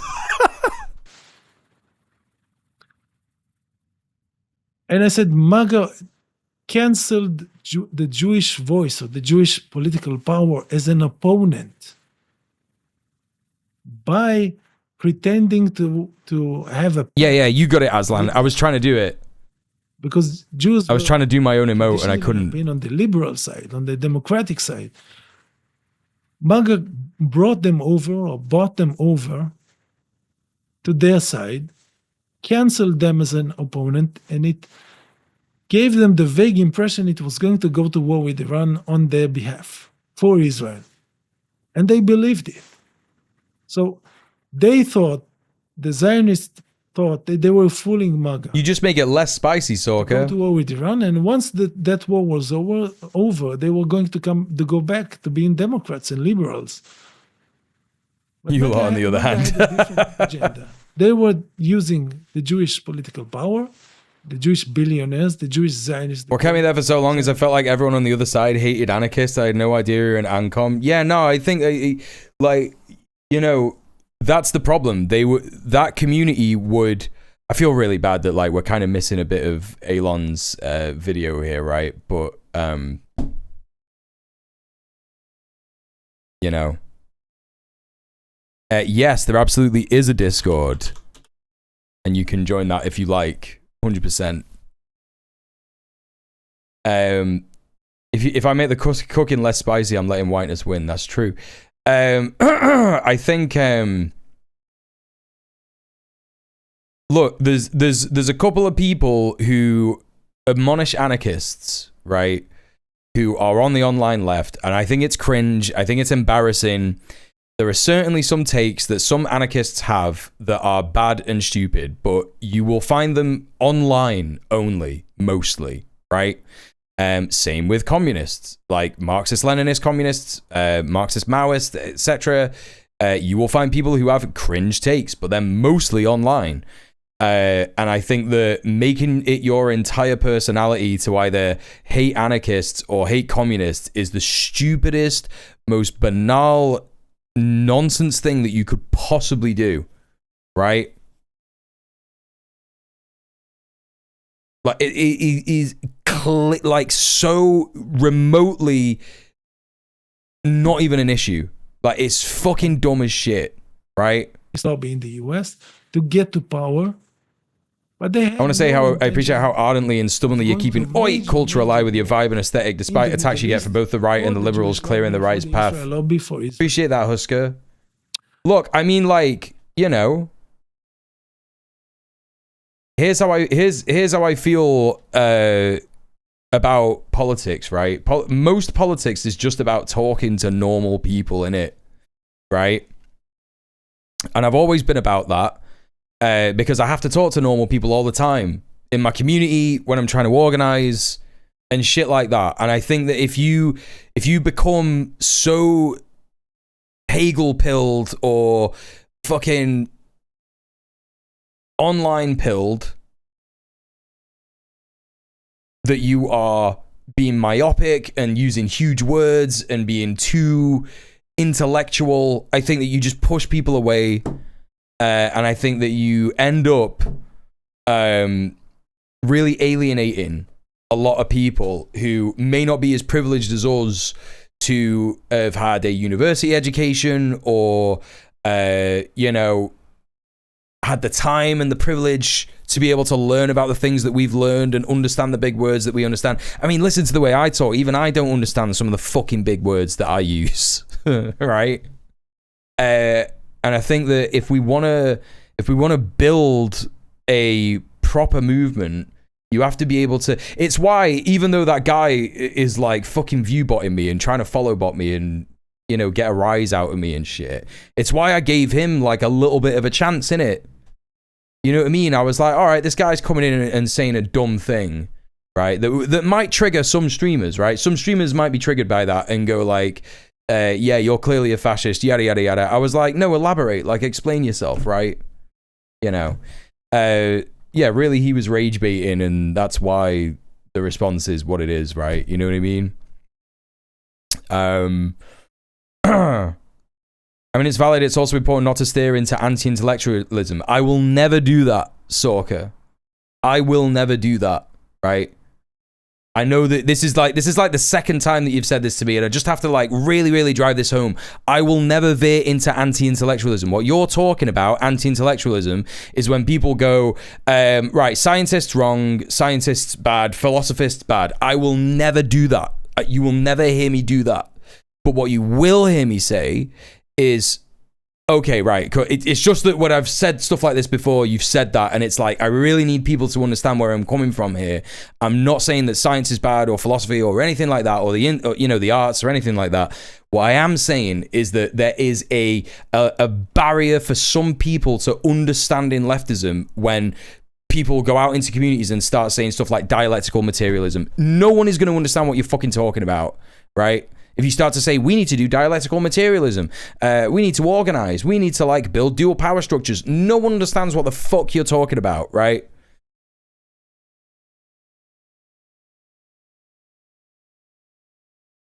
You have to be able to like go and speak to your neighbor and be like, yo, isn't it fucked that we don't get any dough and your boss earns millions of pounds and says it's because of hard work, and you know that he doesn't do any hard work? Isn't it fucked that your landlord earns millions of fucking pounds, a month, right? And look at the state of your gaff, right? They won't repair your house. Isn't it fucked? Like, that's just the way that you have to talk about stuff. You just have to talk about materialism in that way, right? Sophists are bad, though. I'll die on that hill. Yeah, you're right. This is something I've been talking about, the air of elitist mentality with regards to with theory. Right, we have to stop that. Most people in the world have not read Das Kapital. Most people in the world have not read Conquest of Bread. Most people have not read, anyone like that. Hey, JP does that. How are you? It's not a raid muffin, man. It's some fucking losers follow botting me. But again, proving my point that like the only effect that this is going to have is people are going to see, oh shit, Mule's popping off, and then actual viewers are going to be in here, right? This was what I said months ago. So, And also anyway, good to see you. Hi. No, actually, I am popping off. I titled it, You Can't Outcon the Dawn. And I explained this con by Trump in more detail. Good to know you're only in here when I'm winning. Good to know that you don't give a shit about me in my dark moments when I trough at 25 viewers. Good to know that when you see me at 25 viewers, you go, yeah, fuck him. Fuck him. And during this war, I made a video. I'm joking. No one is coming to save Israel from Iran. And 2 hours after this, the US bombed made a symbolic bombing. Okay? But the bots are getting banned though. I can see it because it's the number is reduced by like 200 since I reported that one account. So it was more it'll run off. Really. And almost immediately after that, the Iranians retaliated against. The interesting thing is the left I generally associate with have for years been the advocates of free speech, but now it's the opposite, and this is what pushes young people to the hard right. No, it isn't. Young people are not being pushed to the hard right. And leftists are not, against free speech. Leftists are against free speech without consequence. What you're referring to is the paradox of tolerance. American bases, and the war was over.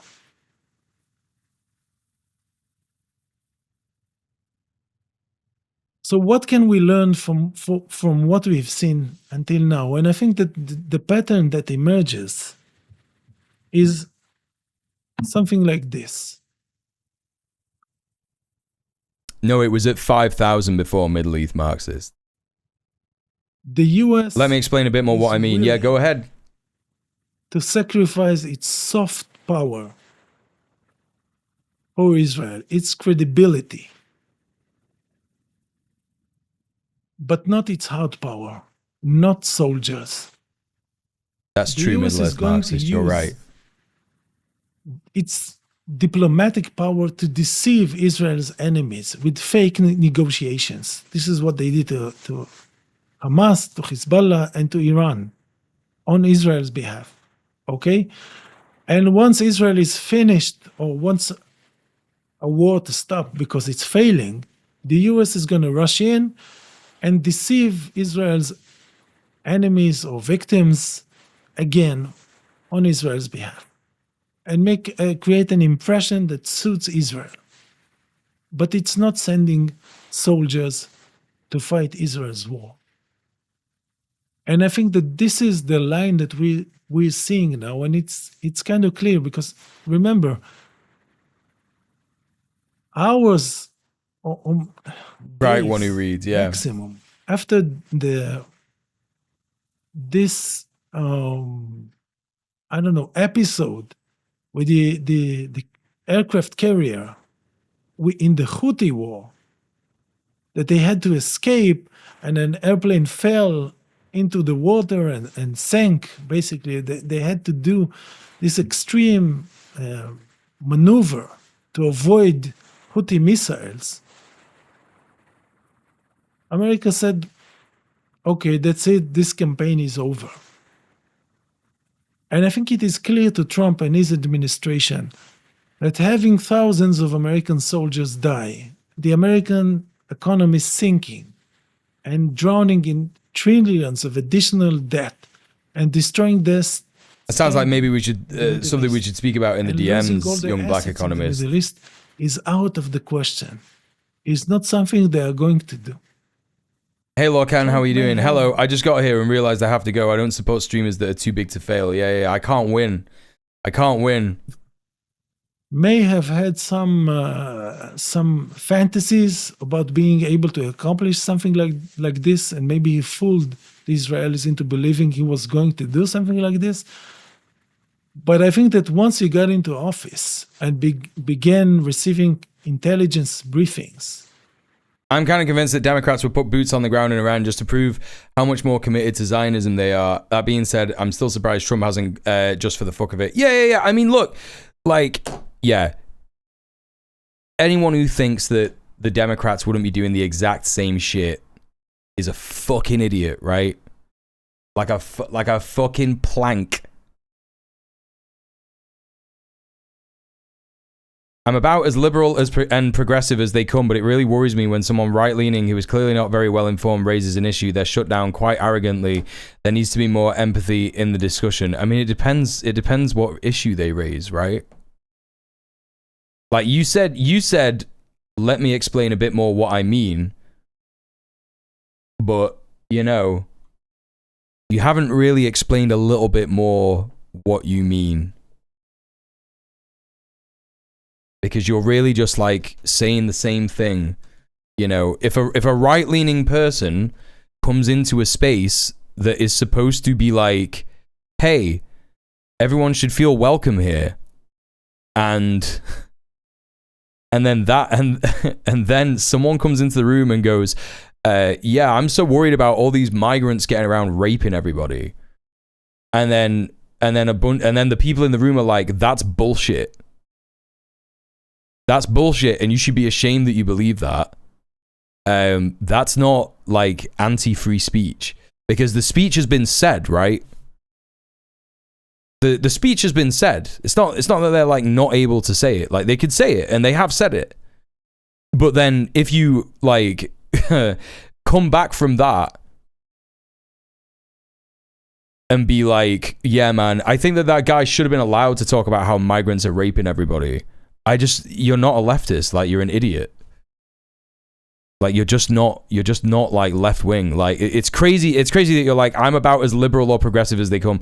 No one fucking says that. What are you talking about? When a boomer rants on at me about immigration, I know it's nonsense and they're on the wrong side of the argument. But where did they get that notion? They've been fed this rubbish. Now, that is true. You are right about that. You are correct. And realize how powerful Iran really was. I don't have an issue with that last thing that you said. That last thing that you said is true. It depends how much of a platform they have, right?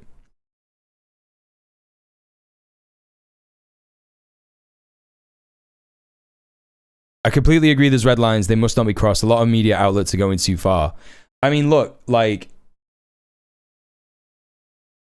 it's crazy that I think it is kind of crazy that the first thing that you said when you came in here was like, the left are advocates for free speech, but now it's the opposite. Like, you understand that, like, this is not like a big issue, right?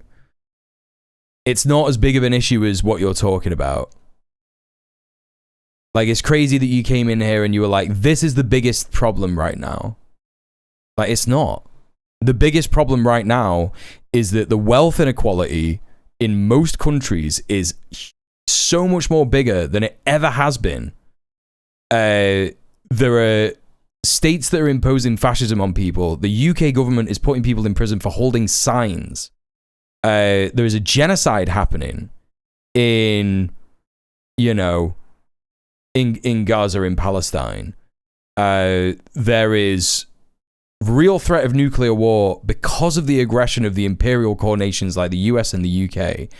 And you've come in here and been like, the main thing I want to talk about is how the left don't like free speech, which is a non-argument. Like, it's just not true. It's simply not true. Or what the real cost of a campaign like this is going to be. He said, no way. I'm not destroying my presidency, the MAGA movement, the Republican Party, and the US. Yeah, you're right. We're in agreement, JP. I don't know why this is the thing that you've come in here to try and discuss when, like, most people are in agreement with what you're saying in these last couple of messages, right? Bibi. I just don't know why you've come in and like started that argument, right? To sum up what I've said so far, Israel was defeated in the Iran war, but it didn't have enough. Okay? Right, and again, like, yeah, we're literally right here. We're talking about Israel, and I literally lost my job because I stood up in the company that I work in, that I found out was one of the biggest investors of a particular Israeli weapons company. And said, I think it's wrong that this company that we all work for invests in genocide. And I got dismissed. Yet there were people on my team in the company that I worked in who were saying insanely misogynistic things, like literally harassing, like sexually harassing women in the fucking team, like in the chat. And I spoke to the manager about it and he did nothing. Right? He did fucking nothing. But as soon as I brought up the issue of our company being complicit in genocide, investing in money that is being used to produce weapons that are killing people, killing innocent civilians, I got dismissed, right?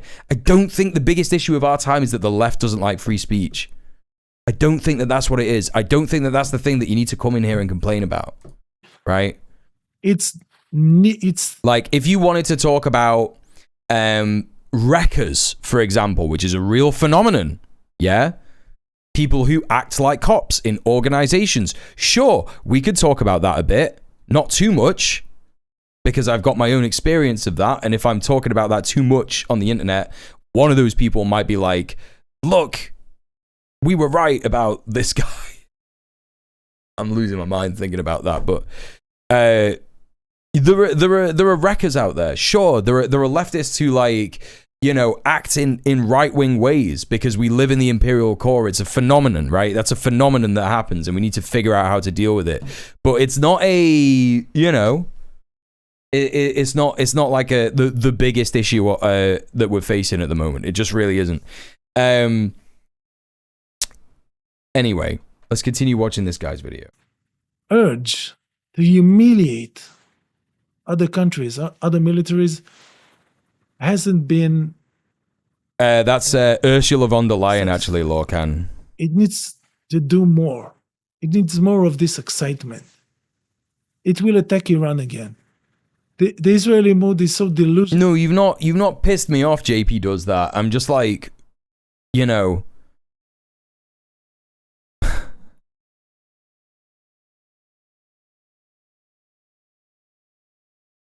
It's one of those things. You get a little tetchy when you stream politics. You know what I mean? It supports something like this. It's completely fine to get off on the wrong foot with someone. You know? And the US is normal, not a problem. It's okay. This is what we know. So when the second phase of the Israel-Iran war begins... Anyway, in good news chat, this is where Israel's end is going to also begin in Syria. The boy is back. This is where it's going to begin. This is not where it's going to end. Okay, interesting. He's saying that the beginning of the end for Israel is in Syria. Interesting. In the second phase, we have emotes. We have emotes for him now, chat. Initiate. You got a sub, you can use it. What I believe there is you going go. to happen is a much more devastating Iranian attack against Israel, against Israeli infrastructure. I mean, the electrical grid, communication lines, the internet, Israeli media. Remember, Israel bombed Iranian TV.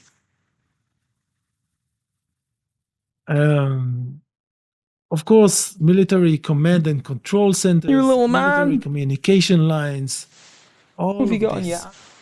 And maybe some Israeli hospitals are going to be destroyed or put out of service because some more than one strategic site in Israel is adjacent to a hospital. So the next phase of this war is going to be much more devastating for Israel. It is going to be so devastating. It's going to disrupt the country completely. It's going to bring the country to a standstill. It's going to make it impossible for the IDF to command its divisions and battalions. Yeah, I get what you're saying, Oxpecker, yeah.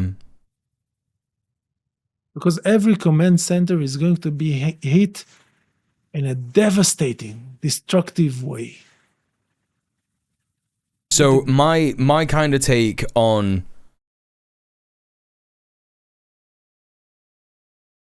Israel and Syria, because obviously Israel is behaving in a belligerent fashion towards Syria. Syria is part of the Greater Israel Plan. If you don't know about the Greater Israel Plan, you know, Zionist politicians talk about it all the time. It's essentially the expansion of Israel. It's like Israel's Lebensraum, right? So just invading neighboring places. They've been trying to do that all the time. They've been trying to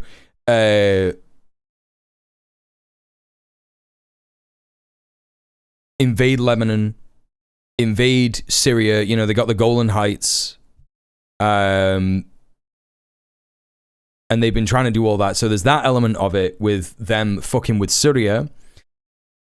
I thought that when they were attacking Syria, the main thing that this stinks of is gaining more territory, which they have done. They've repeatedly gained more and more territory in Syria every single time they've attacked it. They use every opportunity to just push into Syria even more, even further. And it makes so much sense if you're thinking about Greater Israel, right? If you're thinking about Greater Israel, they want to push into there and get that land, but it also makes sense if you're thinking about their aggression towards Iran. Because what's the main problem that they had with Iran? Yeah? Can you link this video so some of us distracted chatters can rewatch it later? Yeah, well, I mean, we're going to have to watch the second part of it because this fucking loser went psycho on me during this video, right? Of course they're going to off Jelani. Like 1,000%. Are you mad? Of course. I love that you say Syria. That's how it's actually said. I mean, I do try and make an effort to decolonize my language, right? I do try and make an effort to do that.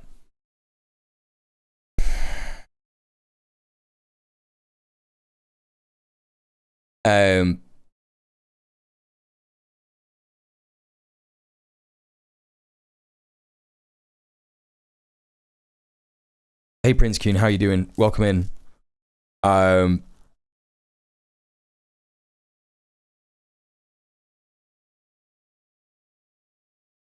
Missiles, not the small missiles that we have seen mostly this far. And many Israelis are going to remain in the dark. Many neighborhoods are going to be destroyed. Many Israelis are not going to have internet or cellular communication. I did not know that. Some media Luna Rose. channels and outlets will cease to exist because they are not built for something like this. As I was saying, they are going to try and make ground in Syria, particularly first, because the main issue that they had with Iran was the missiles that absolutely battered Israel. Hi, David. It's just a view botter. It's just a fucking loser Asmongold guy. So, not a raid. They were battered by Iran's missiles, right? They were absolutely fucking battered. And it makes sense militarily as a strategy to try and gain ground in Syria to attempt to prevent that from happening in the future, right? So, of course, it makes complete sense that Jelani was installed as a puppet dictator, you know. And it's crazy that people are like, when you say shit like that, people will still be like, even leftists will still be like, that's crazy. That's not how the world works, right? And it's like, no, it is. It really fucking is. I just think people don't have like a great understanding in geopolitics when they say shit like that. Because it's someone who is extremely aware of the precarity of the government in Syria and the fact that the West is backing him, right? You know, if you are from that region, if you're from the region, you know that the West backing you is a fucking ticking time bomb. You know it. Like, you've seen everything that's happened. right? That's another reason, Violent Hippie. They're trying to stop the access of weapons to Hezbollah from Iran. Correct. Splendinavia.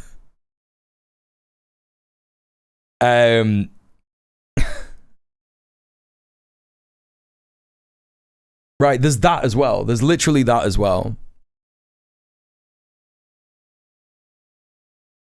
I got so much shit for calling him a puppet government. Not a single apology since. It's just stupid, man. It's just stupid. It's like, you know, people need to be able to walk and chew gum. We need to be able to be like, yo, here's the thing. You can absolutely say that Bashar was a fucking like horrible person who did horrible things to the people of Syria. People down there don't know that. Wait, what do you mean if the West is like what I'm saying about the West backing you? Sure, maybe he might be ignorant. Sure, he might be ignorant. But he must know the precarity of the situation that he's in. He must know. Right? He absolutely must. Yeah, we can walk and chew gum. Bashar al-Assad did horrible things to the people of Syria. Absolutely. But also, why do people think that the West would not take advantage of that? You know what I mean? Maybe he knows, I'm not sure his supporters do. Sure, yeah. Like it could be either or, right? You know, you don't have to be like Assad being toppled is the worst thing ever. But you also don't have to be like Jelani, this guy who fucking beheaded people, is a saint and like a great guy. You know? And basically Israel will cease to... Also, that's true. West Asia is the way that we should be referring to the region that white colonizers call the Middle East. I saw a video on this recently. I can't remember who the woman was. She was very, very astute and clever, yeah?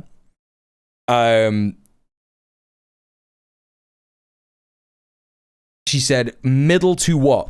The Middle East, middle to who? And of course, it's middle to the UK. Because the Far East was China and India, where the colonies were, right? So the Middle East is where the other colonies were. It should not be called the Middle East. It should be called West Asia, right? That's how you decolonize your language.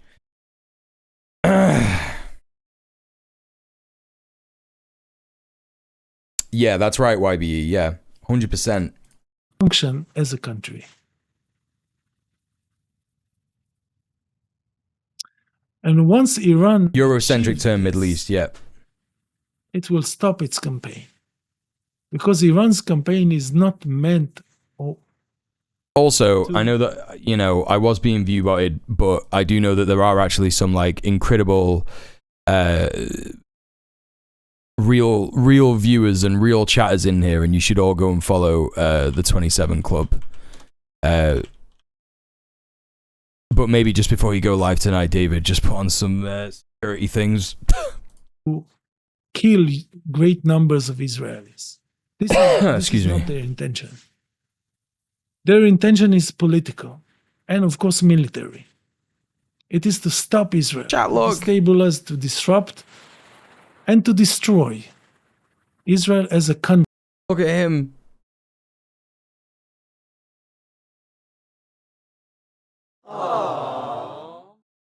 That's what it's all about. That's what it's all about, isn't it? Okay, not to do an Israeli Holocaust. This is not their intention. And again, wisely. I get what you're saying, JP does that. Yeah. Nuclear reaction. They want to win the war, they want to destroy Israel, but they don't want to risk a nuclear reaction. And I'm going to say a word about the nuclear reaction in a minute.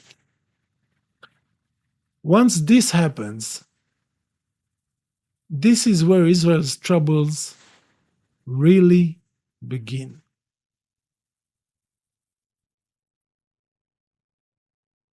But now I see that I have to stop because life Let's watch this second part.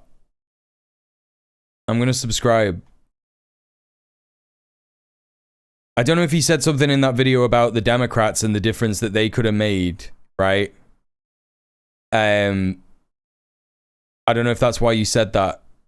Who was it that said that? Was it PM Triox? Say Northern Ireland or North of Ireland. I just say Ireland. It depends. Look, I'm a politics streamer. Yeah. Here's his channel. It depends what I'm doing. Like if I'm reporting on stuff, I will say Northern Ireland, because you know there might be people in here who don't know what I'm talking about. If I just say Ireland, that's that, right? But little man, he's just a little man. But yeah, often if I'm just in my, you know, if we're just talking about stuff, I'll always refer to it as occupied island. You know, it's occupied island. Yeah, we should take a look at this. He does have liberal Zionist views. I mean, I don't think he does. He's got a video here saying Zionism is breaking. Alhamdulillah. I think that I think this is explicitly like anti-Zionist, right? Like, you can't be excited about Zionism falling apart if you're a liberal Zionist. I find it hard. Like, what liberal Zionist views can you have if you're like excited? If you're literally going hallelujah, this is just Arabic for hallelujah. You know what? I don't understand how you can be liberal Zionist and yeah. I think you might be thinking about another guy like this. This guy talks all the time. If you see this guy, look at this guy's Twitter. Look, he's a bit of a problematic fave of mine. He like uses the word whore a lot in a problematic way. But you know, no one's perfect. And you know, look, he talks like 30 minutes ago. Palestinians being ethnically cleansed in the West Bank and being murdered in record numbers. The Palestinian Authority does nothing to defend them or arrange any kind of resistance. Now they want to operate the same system in Gaza for Israel to settle them without resistance. The Palestinian Authority is a sad joke. What else? These are I'm just like randomly going on his Twitter.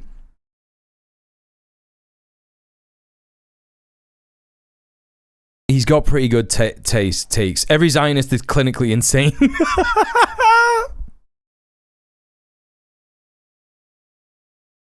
Like, that's what I mean. Like, like he's one of the best to ever do it. Do you know what I mean? Like, he will just say like some of the funniest shit. The Democratic Party itself is a psyop. The US is an endless loop of psyops with no stable core. Yeah. Do you think Bernie Sanders is an establishment psyop designed to steer people back into the Democratic Party? Yes. He says yes about a liberal Zionist, you know? Israel could go fuck itself. It's better to start looking for a place for all the Jews that will escape it after its imminent collapse. This is not a liberal Zionist in any way. In any way. Would you like me to send you another 2 anti-Zionist Israelis accounts? Yeah, sure. Like, I know about I Really Hate You. He's one of my faves. What's his name? BM?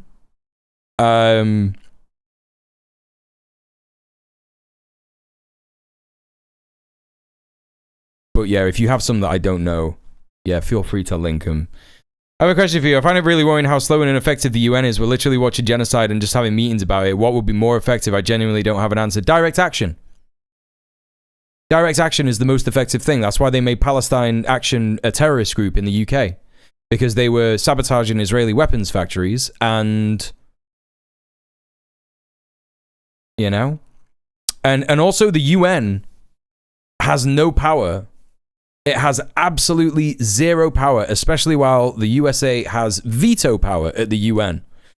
The UN is really being exposed at the moment for the charade that it always was. You know, the United Nations was... It was never a good...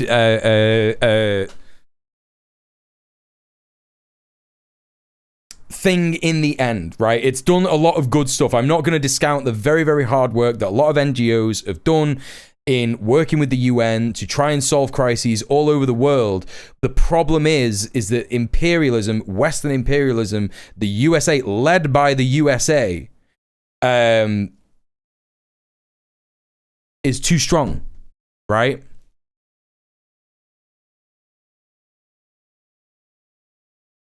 It's all just built on bullshit. No one who runs these institutions actually believes any of this. The selfish careerist, privileged people running the administration that was built before they existed. Yeah. Palestine action decision has completely destroyed my faith in Labour. Yeah. Look, Labour has become a fascist authoritarian government, and that is where we're at in the UK. It is fascist now. We live in fascism. We live in a police state. If you hold a sign saying that you stand against genocide and support a prescribed organisation that is literally a direct action organisation, you get arrested and thrown in jail. It's like the Stuart Lee bit about saying you're English. Except this is real, and it's about holding a sign. It's about standing against genocide. All right, Tariq Bori, thank you so much for being here. I am going a little bit late, to be honest, but I have done my 4 hours of streaming now. I was wanting to look at some other shit. I was wanting to look at Horrors of the Iranian Internet. I was wanting to watch this guy, but maybe we can watch it on Monday, I guess. I don't mind doing that. Yeah,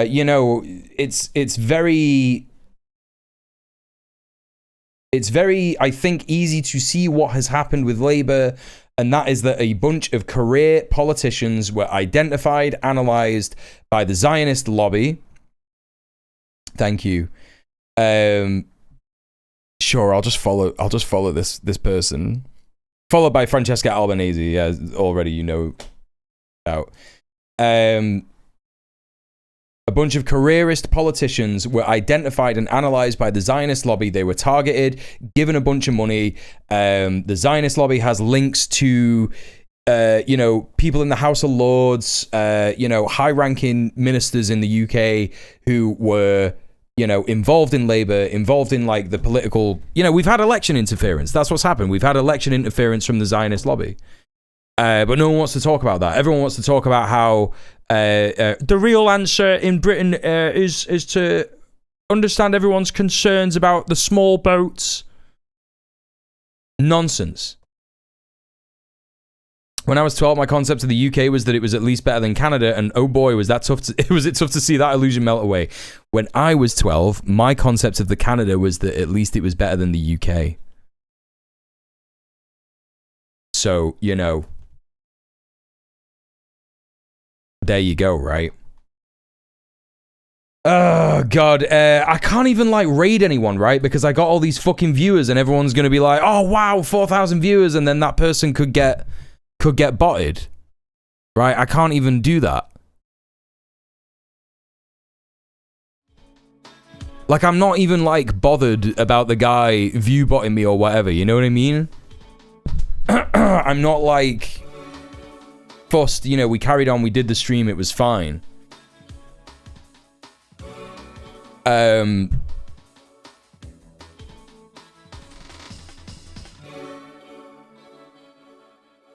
I'm just gonna have to end the stream. It sucks. I like raiding people. I like going and taking people. I tell you what, everyone who is actually a real viewer, I will put a link in the chat to a streamer that we're gonna go and watch. And we'll just say unofficial raid, right? That's what we'll do. Let's see who is live.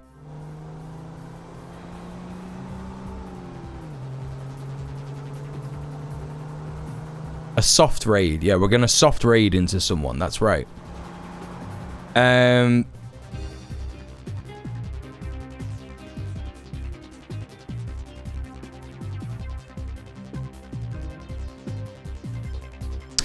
It really sucks because I've just seen someone who I would have totally just raided normally. But it feels so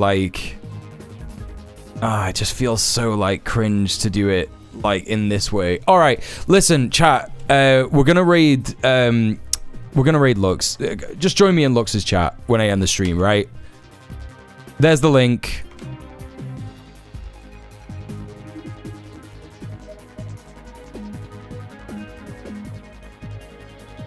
We'll do the run.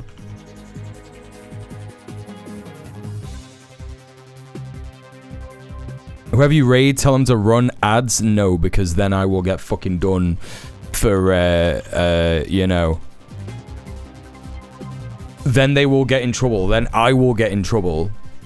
That is exactly what the fucking viewbotter wants. Raiding like the good old times. We're becoming the conservatives. Alright, chat. Listen, thank you so much for being here. Also, hi, I need glucosamine. How are you doing? Welcome in. Chat, thank you so much for being here. It's been real good. Thanks for hanging out. I had a good stream. It was a bit crazy, but whatever. It's the last stream of the week. I will be back on... I will be back on Monday. Don't forget, in the meantime, you can check out my YouTube. I got 2 YouTube channels. You can also check out my VOD channel. You can also check out my socials. I'm always posting something, somewhere, you know. So please go follow me on there. Really, really appreciate all of you. And don't forget to check out Red Planet. And I will see you in the next stream on Monday. Yeah? Alright, so I'm going to end the stream. When do we do it now? No, when I go to the good night screen. When I go to the good night screen, then we'll do it, which is going to happen in literally 5 seconds, right? So in 5 seconds. Chat, thank you so much for being here. Stay excellent to each other. Have a great weekend. Mwah. Peace, peace, peace, peace, peace, peace, peace. Good night.